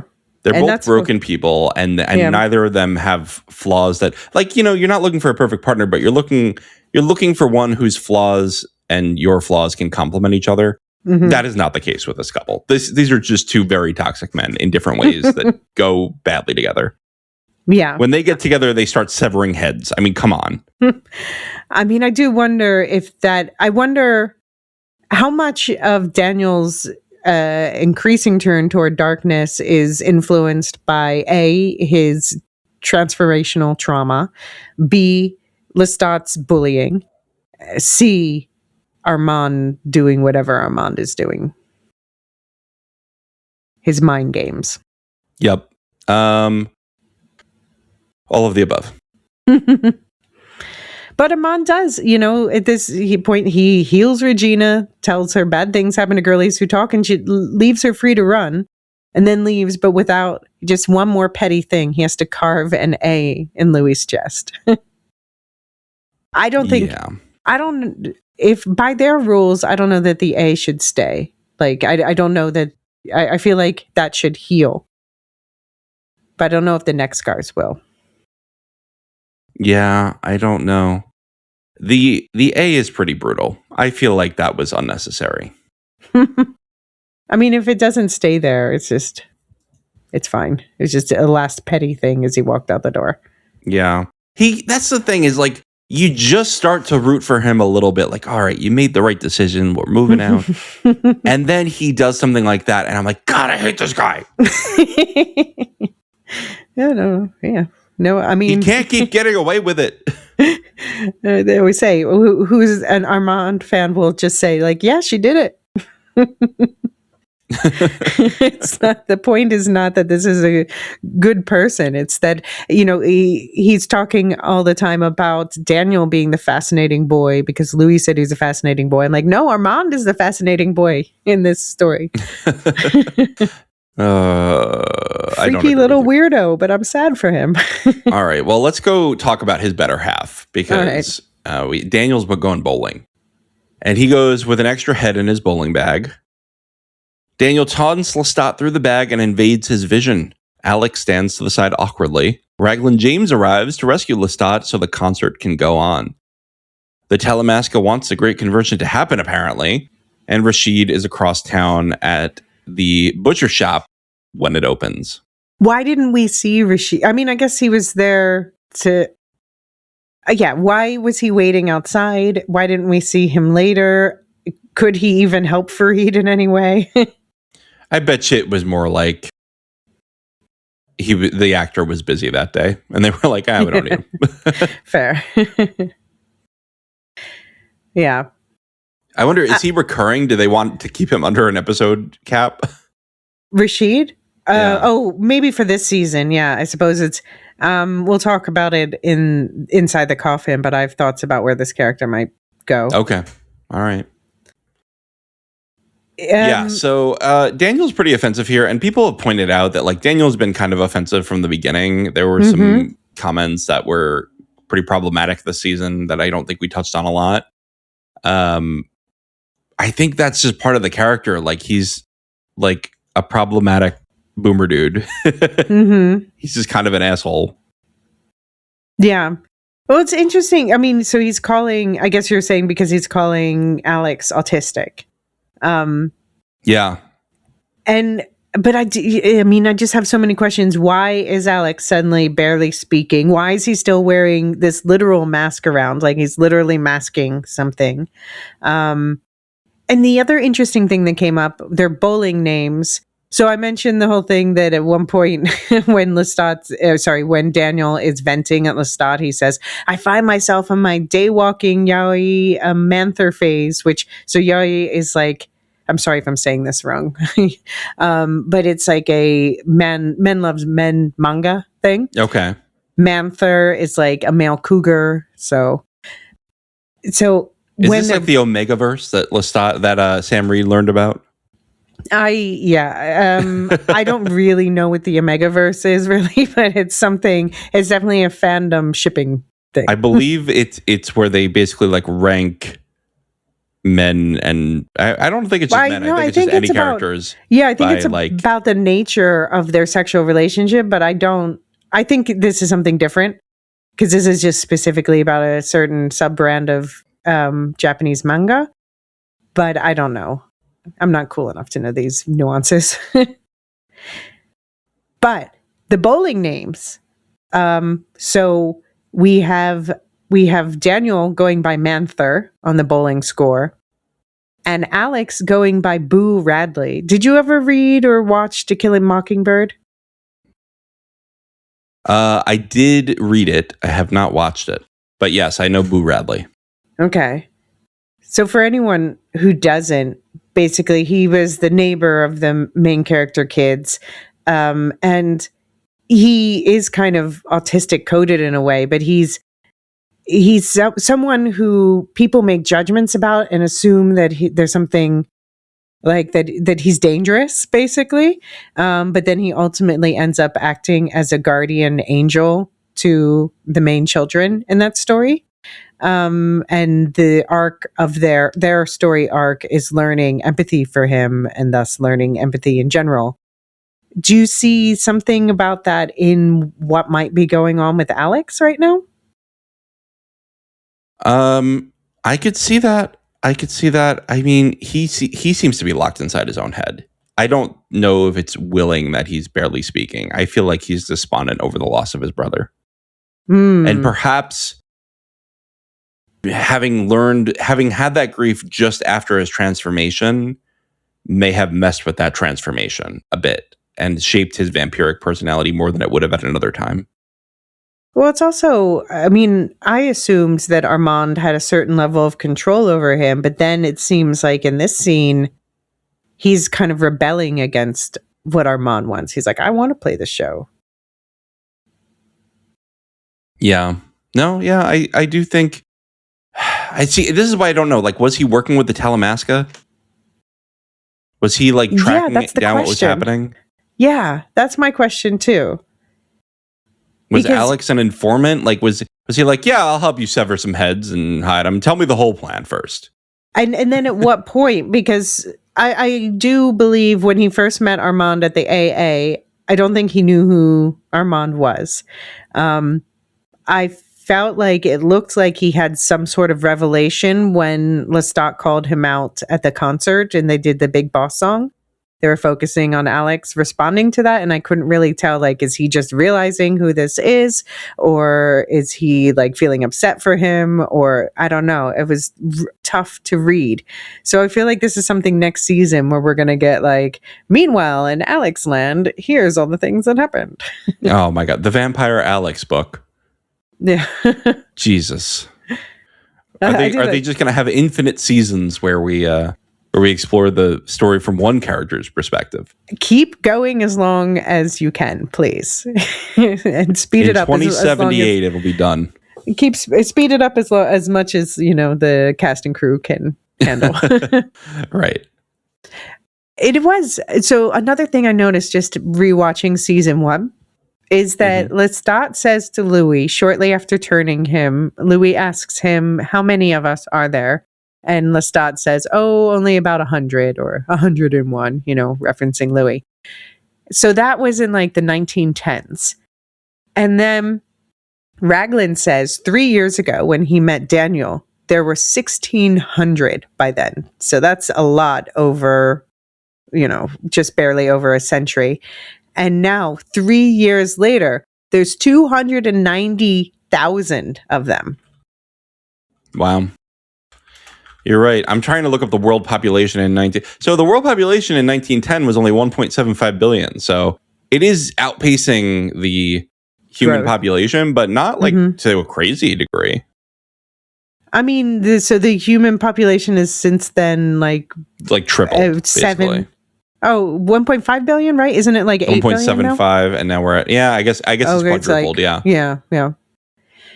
And then, and this is going, and now Raglan points out that there's people are being killed at a faster rate than babies are being born, which we finally have an answer to the Talamasca TV show finale, why the Talamasca was involved in the Great Conversion, because they want to cull the human herd because of overconsumption. He said there's a breakout room in the last G7, may the vamp safely graze.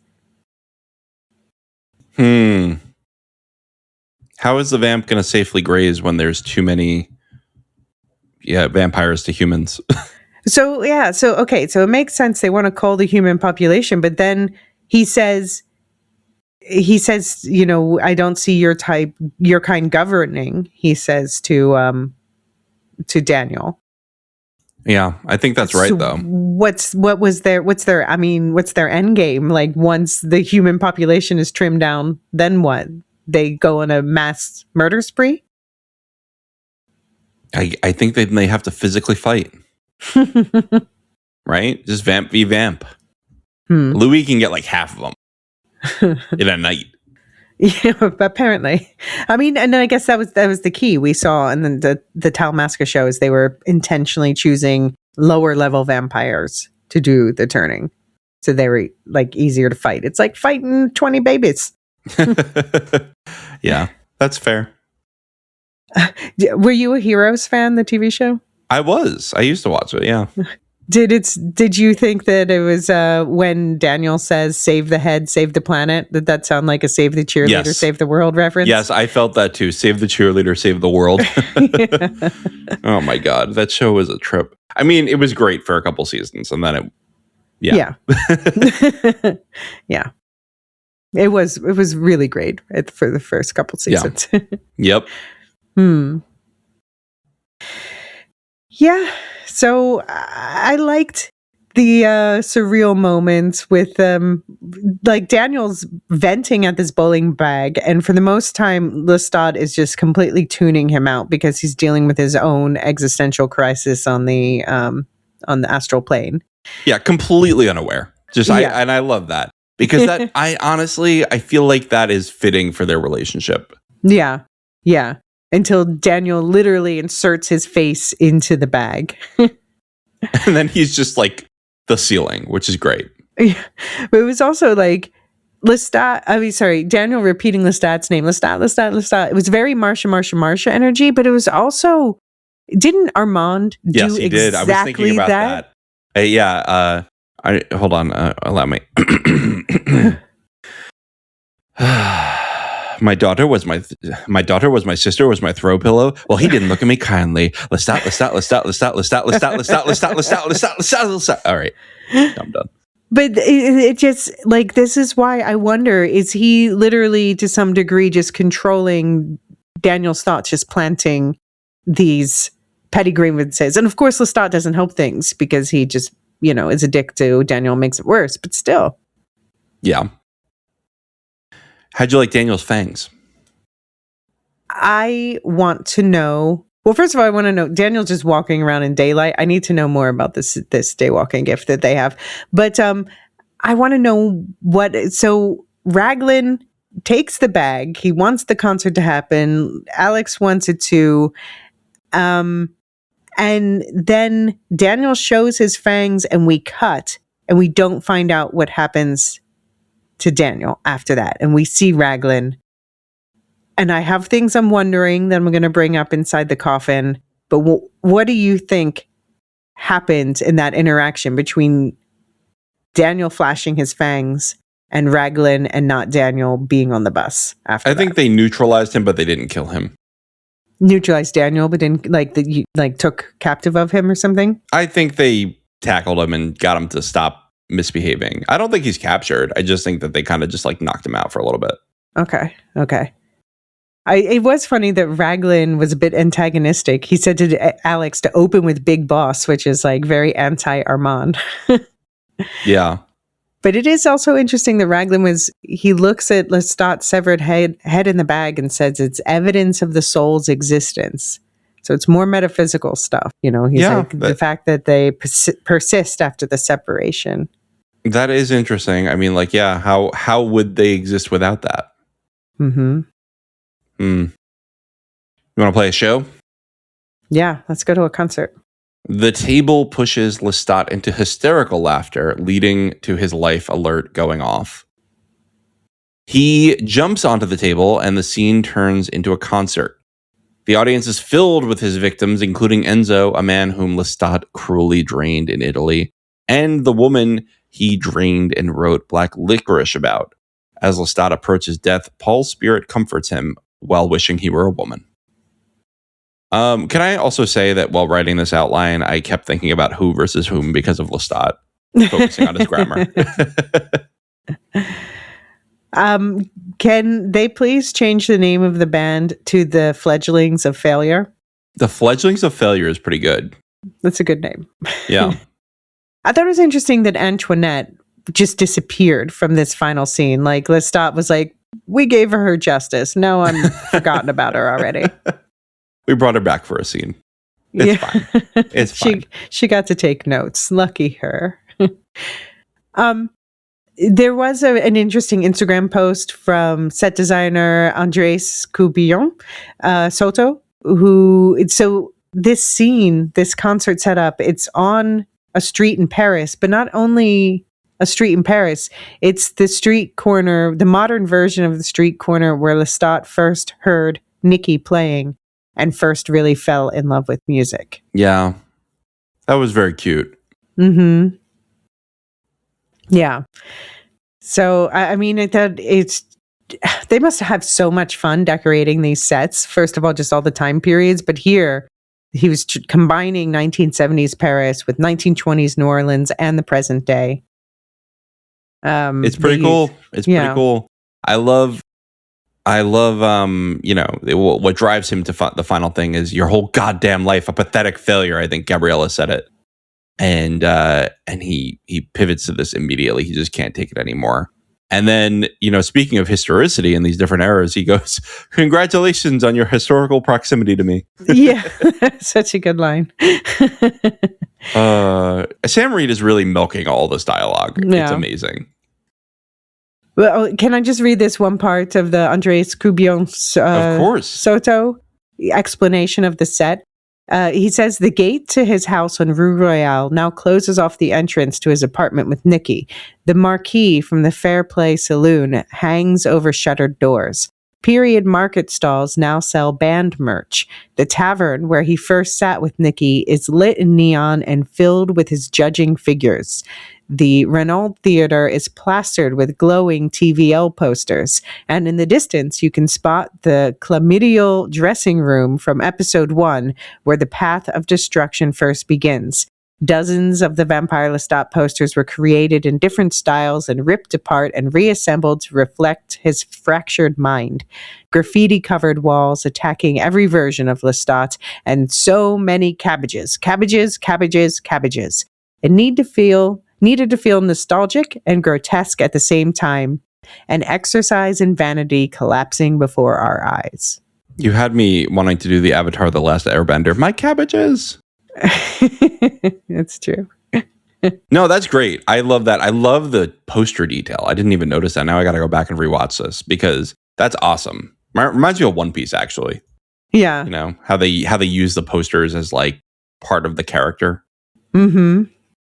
Yeah. So Lestat's not honoring his blood. He acknowledges that. Is he just talking about the blood of Akasha, which he's always invoking by name? What do you mean by not honoring? Yeah, my blood. He said, "My blood, I did not always honor it." There was something in between that, but yeah, I think he's still talking about the blood. I mean, so I noticed he said something at one point about doing his vampiric duty brought death, spread fear, fostered superstition and paranoia. And I just note that like these are duties that we typically associate with the devil. Like these are motivations we think that the devil has in the Judeo-Christian form. And it also is traits his mother seemed to be looking from him. So I again wonder if there's a Memnoch the Devil tie-in with that idea. And then I had another thought on Inside the Coffin about later stuff that could link to. Like, is that what he means by honoring his blood? Does he think he needs to be evil? Yeah, I maybe that's what Akasha kind of vibed to him. I don't think it's Akasha, though. I think his mother's worse than Akasha. I think you're probably right. Oh, man. She's like, we have to be monsters. Yes, exactly. Because it explains me being a monster. Right. Yeah, is that what it is? You think? I think that's right. Wow. You're very insightful today, Elysia. I mean, you always are, but the idea of her sort of justifying her own existence and her own failures with her nature instead of her self. Yeah. I loved when Lestat, he claps back twice. We'll talk about when he claps back to her in the other scene. But here he says, I think in the end I was pretty fucking great. But if I failed, then that means I actually attempted something. You know, that's like a stand up and clap. Bravo, Lestat. Yeah, I liked it. I liked it a lot. He was really clapping back. Yeah. I loved you. I did, as grotesque as that love appeared to you, Yeah. Accept me for who I am, but don't make me play Long Face. A song you wash your car to. That was really good. And I was like, oh, I definitely would wash my car through here. I'd watch Lestat wash my car. When he has all the people when he has all the people he all his victims and traumatized people, whatever. Did you expect to see first of all the baggage man whose head he puppeted? Oh yeah, that was a fun callback. Who is a producer on the show? Oh, that's funny. But then also, I didn't expect him to say, Black Licorice, I wrote a song about you. So it's the guy he hunted down after he made up with Louis. He was right. He was telling the truth about that. Yep.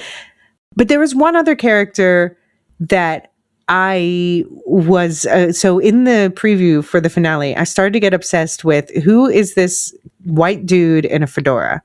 And we find out it's someone named Enzo. And I'm like, well, who the fuck is Enzo? So I'll share a theory that some people had inside the coffin, but the fact that they focus so much on him, I think, is important. And we find out he was drained in Vienna at the Christmas market in 1953. And we actually get like the sound of the bells fading in. Like this is a significant memory that's just outside of Lestat's grasp at this point. He says, I was in a foul mood that evening. You deserved better. And said he had a package with the most beautiful wrapping, and I hope it got to whom it was meant for. So this, people think this might be a clue to who he is. But also, did you notice there's like these little flecks of sparkle lights swimming around his face? I did notice that. So the silver threads, is that what that is? I don't think so. I think the silver thread is... there's something called like the silver cords, which is the ties of the vampires back to their source, basically. Yeah. Okay. And I wonder if this is something else, like, or if it's even something called Loricastria that I'll explain in the Inside the Coffin. What the hell are you talking about now? It's a late book thing, but it's the first thing I thought of when I saw the sparkles. Anne Rice. I feel like I need to extend her name to like use her full first name, but I don't think there is more. Annabelle Rice. Yeah, Anathin Rice. Anatricia Rice. But were you surprised when Paul showed up? I was surprised when Paul showed up. I did not expect him at all, but it was honestly a delight. He has a very calming presence, even though I know he was a complete jerk to the Mayfairs. Yeah. Yeah. I mean, he was a complete jerk to most people, it seems like, right? That's true. I wonder if this is the character who Daniel Hart suggested, who apparently, like, quote unquote, saved the finale or whatever that Roland Jones said.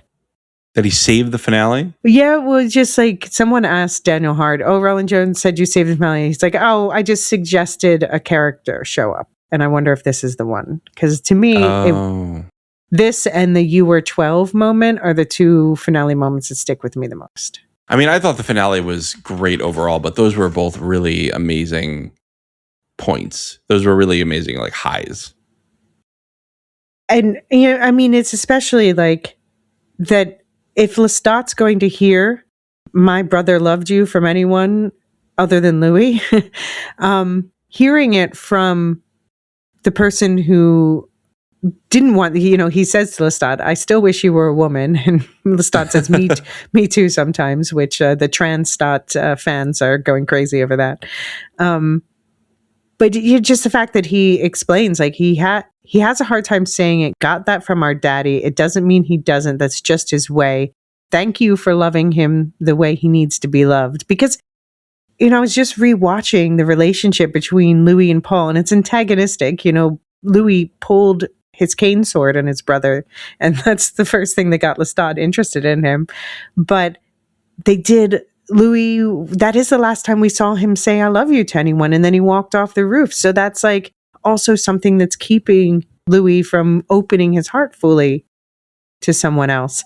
Yeah. And so to have him show up and say that, I do hope that he was like an external force that stepped in rather than just a piece of Lestat's psyche. I agree. I almost wish, though, it had happened to Louis, because I feel like Louis needs to be set free of this. Yeah, maybe it will be. Yeah, but I don't think that Lestat could be like, by the way, your brother said we're cool now. And I was like, you know, like, I don't know. I don't think that'd go over well. No, I think that was more for Lestat's psyche. But it was, I mean, first of all, an external light shines down on them when they're having this conversation. That's one reason why I think this is something else. And then also, and we see Paul is still listening to the birds, and he says, okay, you sure about that? Yes, ma'am. And then he takes Lestat's phone and like presses a button, I suppose, to reset the timer, and Lestat wakes up. So I feel like this is more than a piece of Lestat's psyche. It's an external force. Yeah, I think that's right. Also, I like Paul underplaying the afterlife. He's like, it's not all that bad. You know, all that. It's not all it's cracked up. Yeah. I'm telling you, Memnoch the devil is coming. We're going to see it.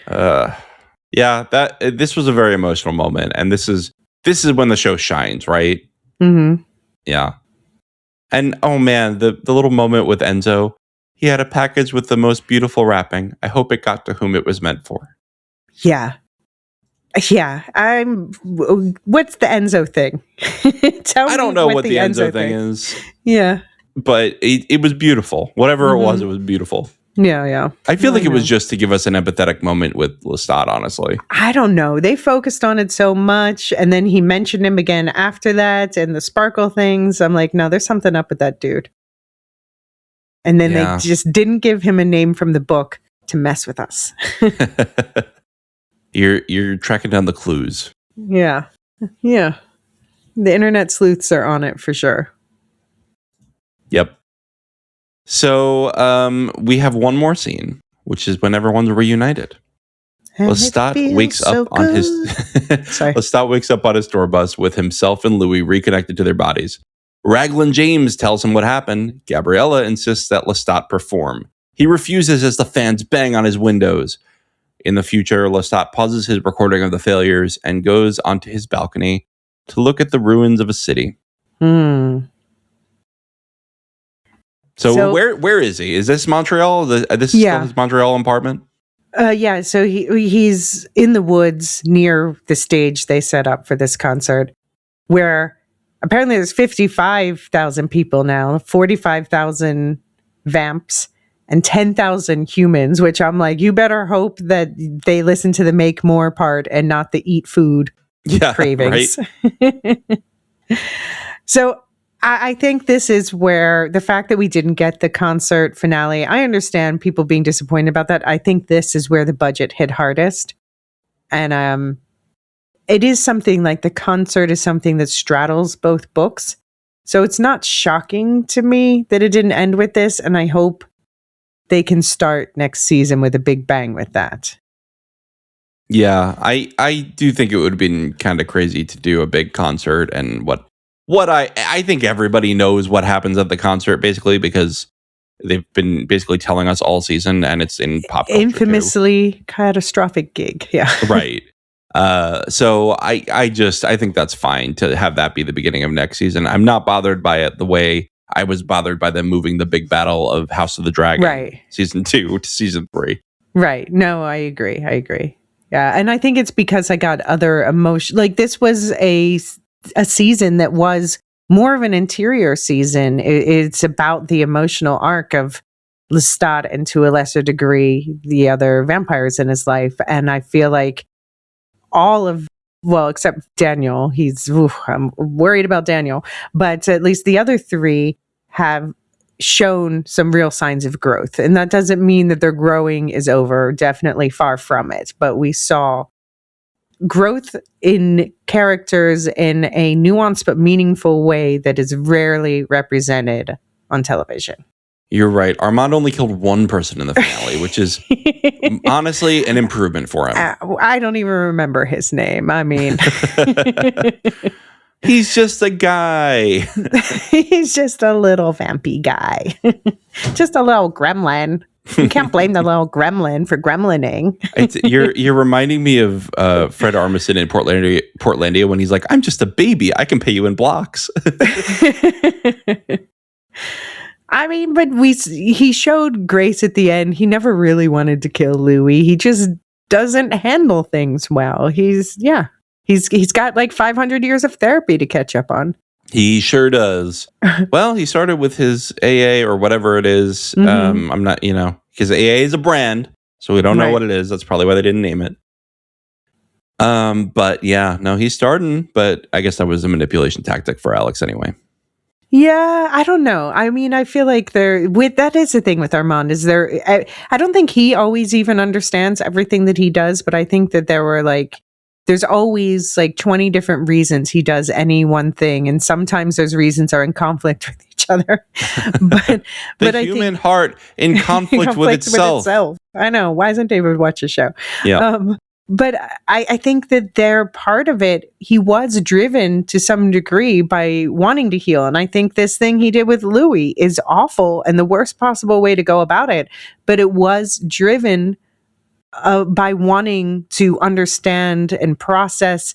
He's like, how dare you throw me into a wall in our Dubai apartment and then, just like fuck off back to your ex, more or less.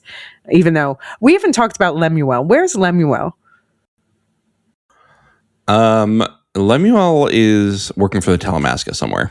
Yeah, I feel like it's something. He's got to be an agent, right? Right. Yeah. I feel like Raglan James was like, can you just make sure Louis sees this video because we need to get this, this conflict going. I liked that. Well, first of all, the fact that Lestat says about Raglan. So again, anyone who didn't know this yet, in episode 2, we found out that an important book character named David Talbot was unceremoniously killed off screen. And so we've hypothesized that his role would be split between Louis and Daniel. But now it seems like Raglan's playing a part of it too, because Lestat says about him that he calls Raglan a man I did not recognize, but who I now call friend, which, for reasons book readers will understand, makes it seem like he's going to play that friend in the Talamasca role that David played in the books. Right. Yeah, I'm good with that. But also, I loved that Lestat finally yells at Gabriella, calls her a monster, says, you just want me to be on stage, you're going to tear me apart, and I think he calls her a monster for everything. And then again, chooses Louis. He says, where's Louis? And then runs to him. And then they sit next to each other and do a little scar neck touch exchange. Little guy. Yeah. Yeah, I mean, I think that they've done their will they or won't they thing. Just be together now. Be the toxic couple you are. Own it. They needed to go through all this stuff on their own first. I think that's right. And I appreciated at the end of season 2 when Louis is like, I wanted to, tell you that I know what's going on, but he didn't put them back together right away either. Mm-hmm. Yeah. Yeah. I knew you'd figure it out. Yeah, I think that's also as much as Lestat says he wanted to torture Armand by not saying that, I think it was a point of pride for him that he wanted Louis to just like Louis, don't you know me well enough to know that I would fight for your life, even though you slit my throat. Yeah, exactly. But then didn't burn him, so Yeah. Well, apparently, fully beheading would have just done it after a few hours. After long enough, yeah. Yeah. But he didn't want him to die. Yeah. And Lestat didn't want Louis to die either. Right. But now everyone's going to die because the sidewalk graffiti in Montreal in the future says, she is the answer. Answer. Sorry. Have you seen all the people recording videos? Did we talk about this already? All the people recording these as daily affirmations. They're lip syncing to that. Oh, fair. Sometimes we need that. And I am the girl. Yeah. I mean, I can't wait to see Akasha Unleashed. It looks like they've even ramped up the carnage versus the book version, and I'm here for it. I don't know why Lestat is daywalking. I hope they really get into that. And I need to know. He's recording for his patron, he says, whoever you are. And so I'm like, is it a mystery patron who commissioned this? Or did Lestat just decide to record this and sell it off at auction? And why? I think it's the latter, because remember at the beginning, he's like, oh, whoever's listening to this, you're very rich. I like you already.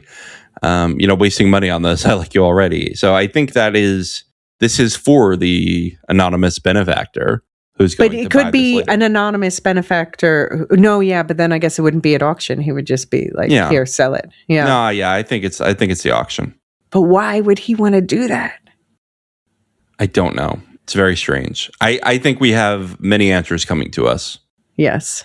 Including Akasha's. Mm-hmm. She is the answer. Right. She's like, I'm right here. You don't need to look for the answer any further. So we have a whole season here. We did it. Yeah, but we are going to do a wrap up. We are going to do a wrap up with Mark from Nevermind the Music, and I hear you have plans. Yes, I will send you guys some questions. We're going to focus about half on the music and half in general, and I'm sending you guys a list of questions, like a pick one song, one scene to answer each question kind of thing. I mean, if there's a season of something to focus on the music for, it's this show.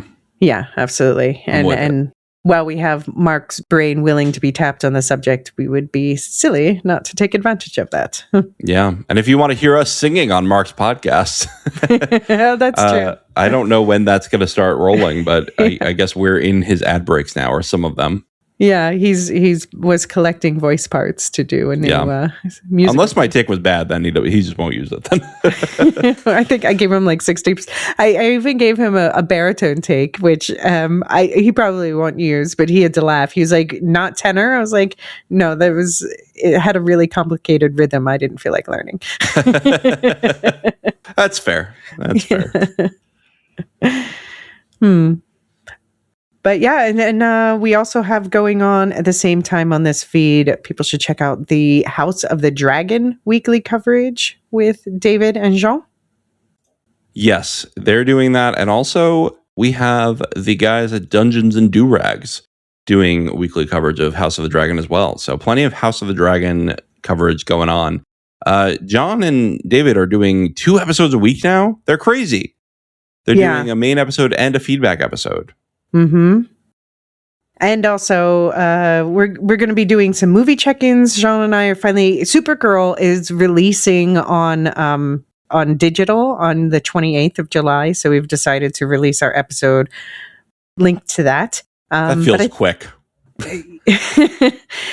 I mean, it's honestly, I wish it could have gotten it out earlier, but it's been a really busy summer. But no, I just mean the paid video on demand release seems quick after the movie. Yeah, it was about a month and a half, which is not the longest, but it's pretty typical now. But obviously people have been shitting on this movie. Jean and I will not be shitting on this movie. I mean, I haven't seen it. I want to see it. Mm-hmm. I'll probably just wait. Hey, it's going to be on digital. Yep.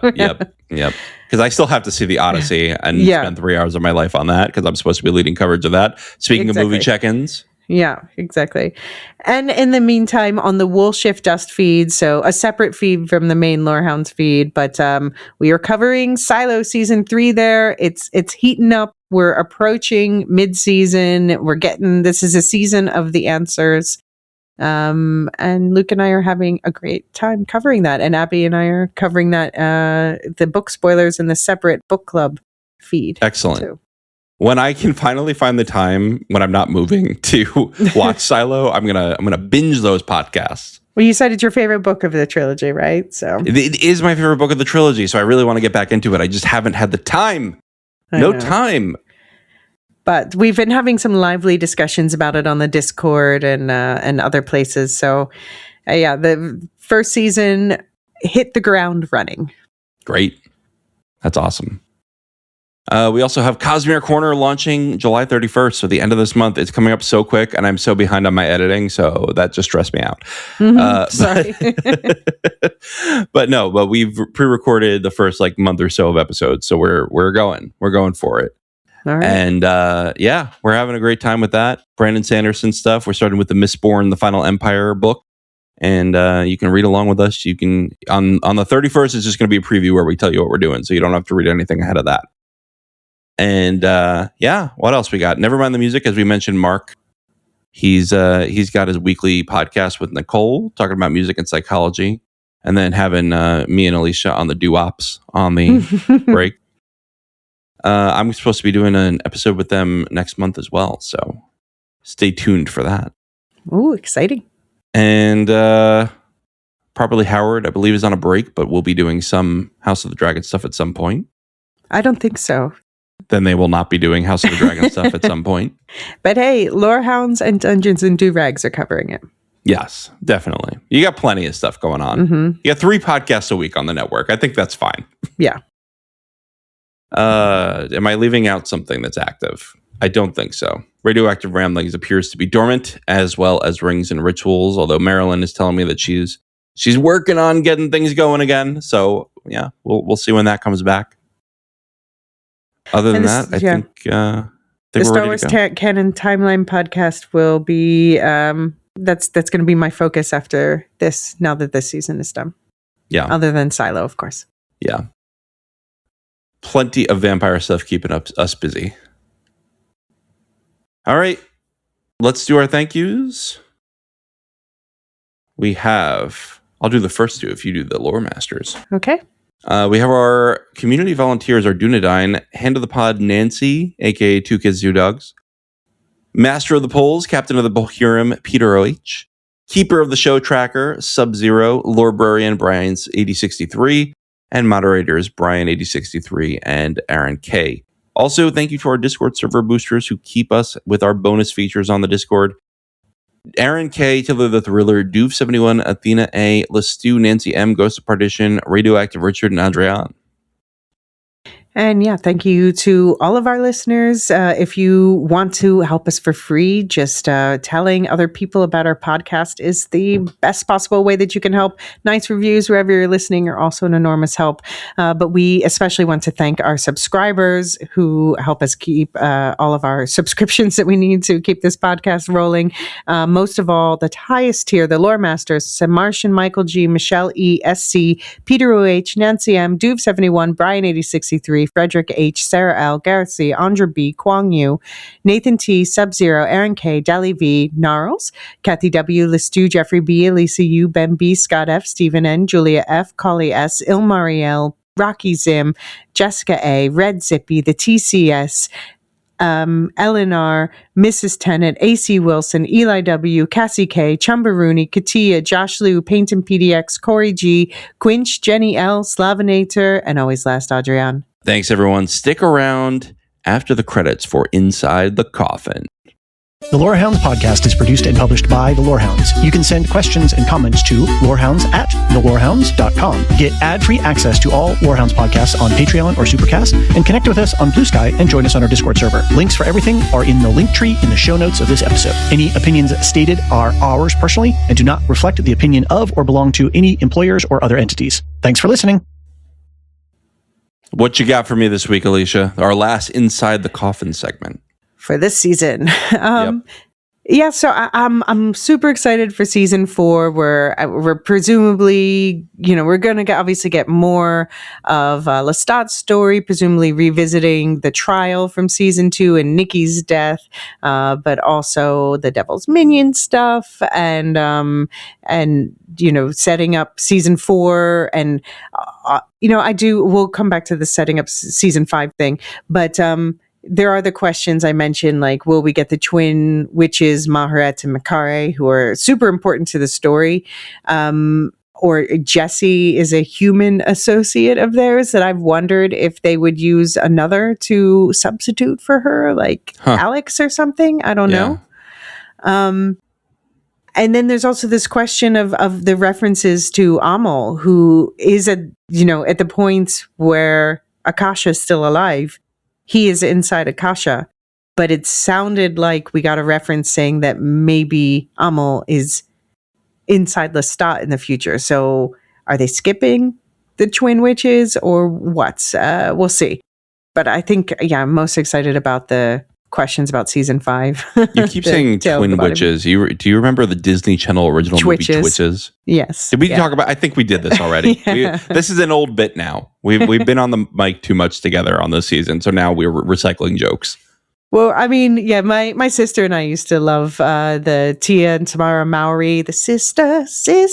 Yeah, one of them went off the deep end, but yeah. Oh, really? Oh, I didn't know. Oh, yeah, look it up. They are not in line anymore. Oh, that's too bad. That's too bad. Yeah. But yeah, so I'm wondering also, like, I'm enjoying them getting deeper into the Talamasca. It's a shame about the series, I still say. But I'm wondering if they're going to start talking about the fact that the Talamasca was actually founded by immortals, and if that will have anything to do with their plans about what to do with all the make more vampires after they thin the human herd. Yeah. The Talamasca, I wonder if they know about Akasha and they're trying to wake her and get this, this wrath This is going. part of what I wonder. Yeah. Yeah. And this whole Enzo thing, I'm like, what? Okay. So the Enzo sparkles, I was saying, I wondered if it's Loricastria, which is, it's like a substance that's, I don't want to get into the whole thing. It'll be too much for people. But it's important to say that there are, later in the books, there's these alien creatures who are just kind of referred to as the parents from the planet Bravena. And they create Amal by taking this ancient human from it and infusing him kind of with this Loricastria, and they want him to disrupt the world and create grief and trauma because they feed off of it. But then he instead goes to Atlantis and becomes like the king of Atlantis, kind of. But that's like a protected realm.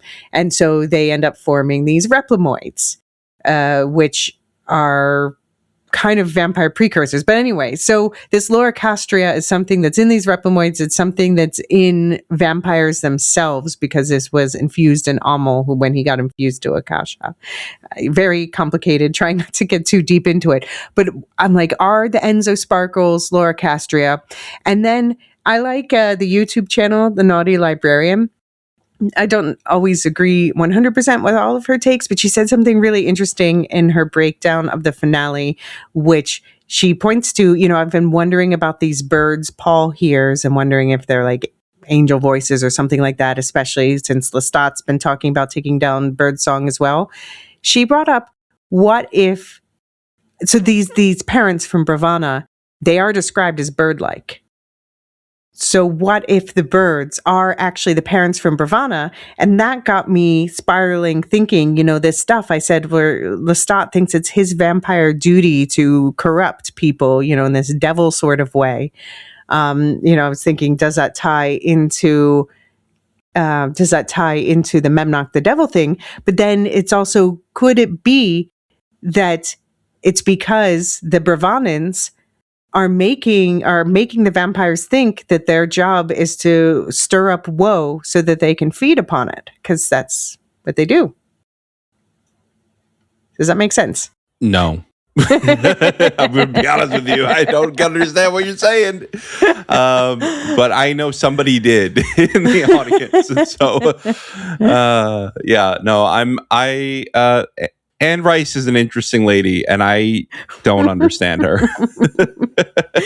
I mean, this is real late book stuff. Like I said, they can bring it together. But basically, vampires are created. They are the children of this spirit named Amal merging with the human soul in the form of Akasha, and then it's passed on otherwise.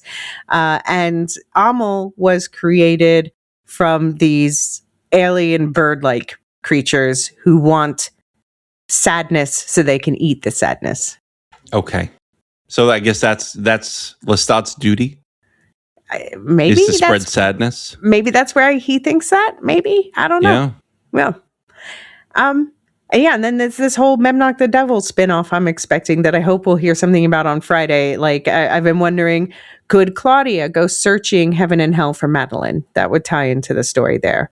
Could Angel Paul be a character in that show? Again, who the fuck is Enzo, and why is there so much focus on him? And a theory that people had online, which makes sense, is that maybe he stands in for a different character from this book, Memnoch the Devil. There's a human character named Roger who's kind of a no-good-un, and so Lestat at some point decides he's going to be his meal. And then Roger comes, after Lestat kills him, Roger comes back and haunts him and says basically, I need you to go check in on my daughter. So like haunts Lestat into helping his daughter. And so people are like, oh, the stuff about the present, could that be the person that it was meant to go to? Could that be his daughter? And they just changed the name and setting and all that stuff of the character. Oh, okay. All right. See, this makes more sense to me than your fucking, I'm sorry, your alien stuff, you know? The Memnock the Devil thing is coming soon. The other alien stuff, there was an interview where Roland Jones was asked about, would you do that stuff? And he was basically like, yeah, of course I would do that stuff. So I don't. This is the thing though. Like you're explaining it to me now, and like as bullet points, it makes 0 sense to me. Mm-hmm. But if the show continues operating at this level, I believe they'll make it make sense. This will be a cohesive story. Yeah. It's wild, but I like, this is a show that takes wild swings. That's why we like it, right? We've already talked about vampires peeing. I mean, like, I think they could make anything work. Yeah. I mean, I don't think it would happen too soon, but questions have been raised. I'll just say questions have been raised. Like I said, I think first we get the Memnock the Devil spinoff. Very curious about that. Hoping also we hear about the Night Island spinoff, which is in the books. Night Island is a place that specifically Armand and Daniel create together. And it's like a vampire playgrounds on an island off the coast of Florida. And apparently they're going to do a mini series of mini-sodes was the last thing they said about some people trying to like break in and steal some art, not realizing that it's an island of vampires. Ooh. All right. So a vampire heist? Basically. We get like a heist against... Yeah. I still haven't let David live down making me cover that. That one was a disappointing show. This was in 2023. I haven't let him live it down. But yeah, a heist against vampires. Like you go to steal from someone and you don't realize they're supernatural. I like it. What I am now obsessing about, I said I was going to replace Devil's Minion Corner with Body Thief Murderboard. Oh, I got to Photoshop your head onto Charlie Day.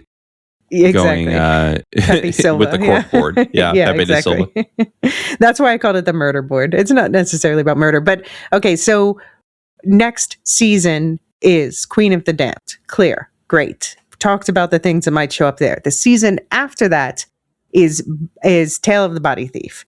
And that is where Raglan James plays a central role.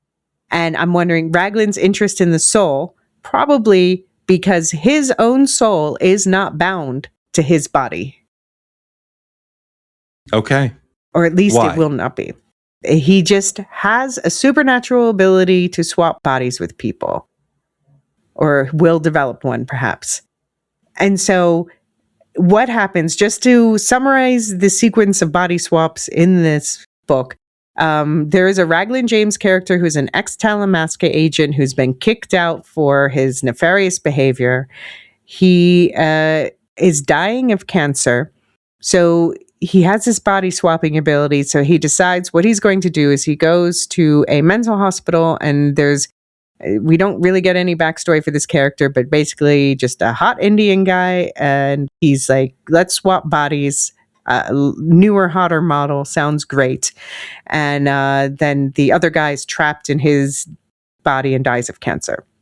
So with this hot young body, he goes to Lestat, who's having an existential crisis because of the fallout of everything that happens with Akasha. And he's like, Lestat, don't you want to just experience being human again for a while? And Lestat's like, this is actually really interesting. And he asks all of his friends, like, I have this opportunity. Should I do this? And like Louis and Marius and other people are like, no, that's like the worst idea we've ever heard. Do not do this.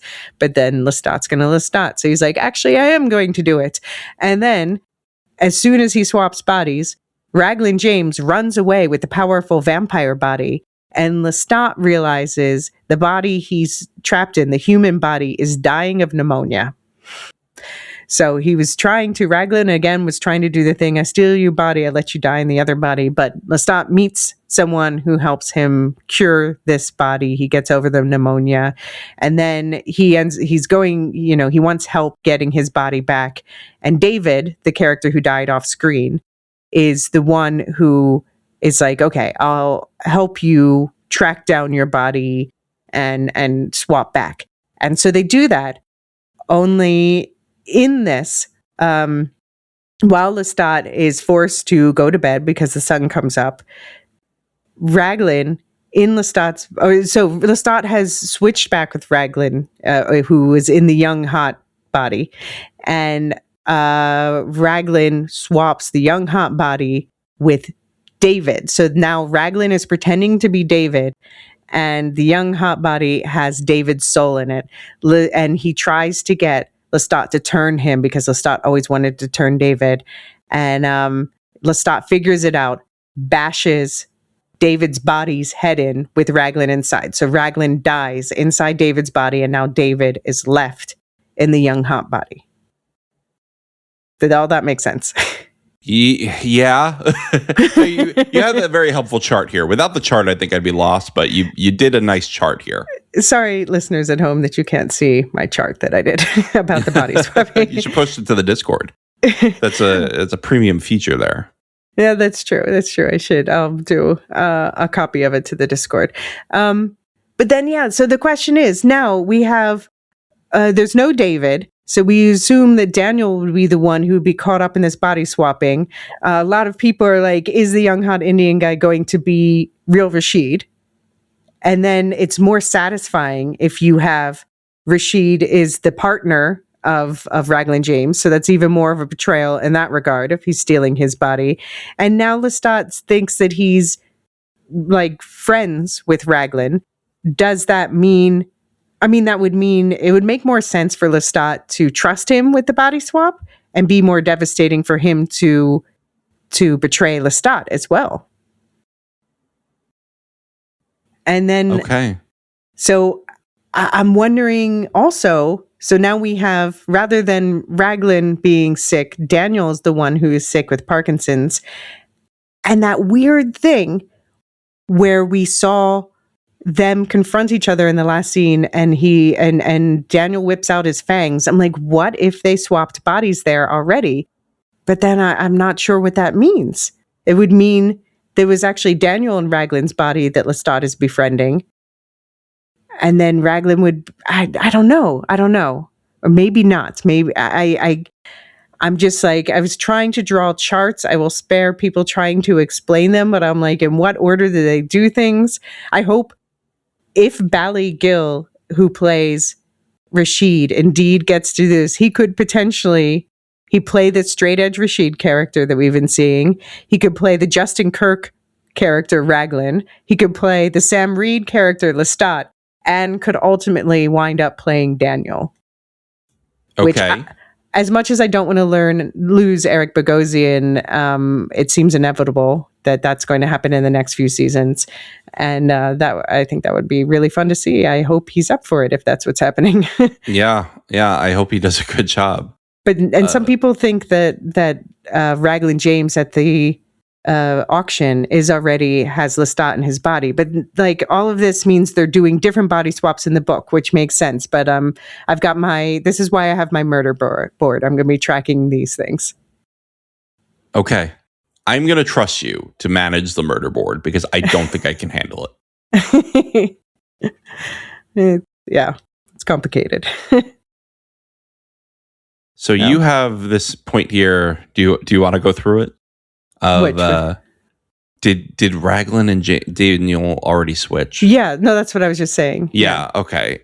I this is the part that's blown my mind though, because you were saying, I realize now that this is what you were saying in the non-spoiler section of like what happened after Daniel bore his fangs.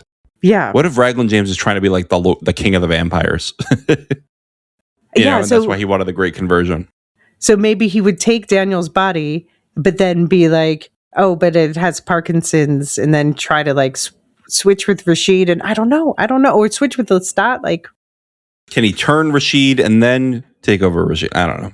Yeah. I mean, the way it plays out in the book is that he's like trying to trick Lestat into turning him after he's taken another body. Hmm. And then there's also this thing in the book after this whole series of body swaps. It ends up with Lestat back in his body. Raglan died in David's body, and David is now in this new young body. And after that, Lestat has a dark moment and decides to force a turning on David in the new young body. So I feel like that story has been transferred now to Armand did it to Daniel. Yeah.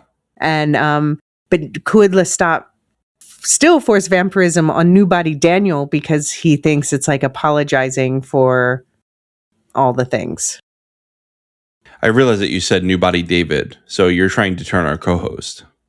No, David is the character who is in that role in the books. Oh my God. I can't fucking follow this, Elysia. I'm sorry. David Talbot, the Agent Talbot who I was hoping Louis it was just a funny typo. Sorry. David Talbot. Yes. Okay. All right. The guy they killed off screen unceremoniously. Mm-hmm. Okay. I got it. I'm good. One final tinfoil hat thing that I kind of want to see next season. So I already said that the Devil's Minion, not off to the healthiest start. That is pure canon. That it also started in a very toxic way.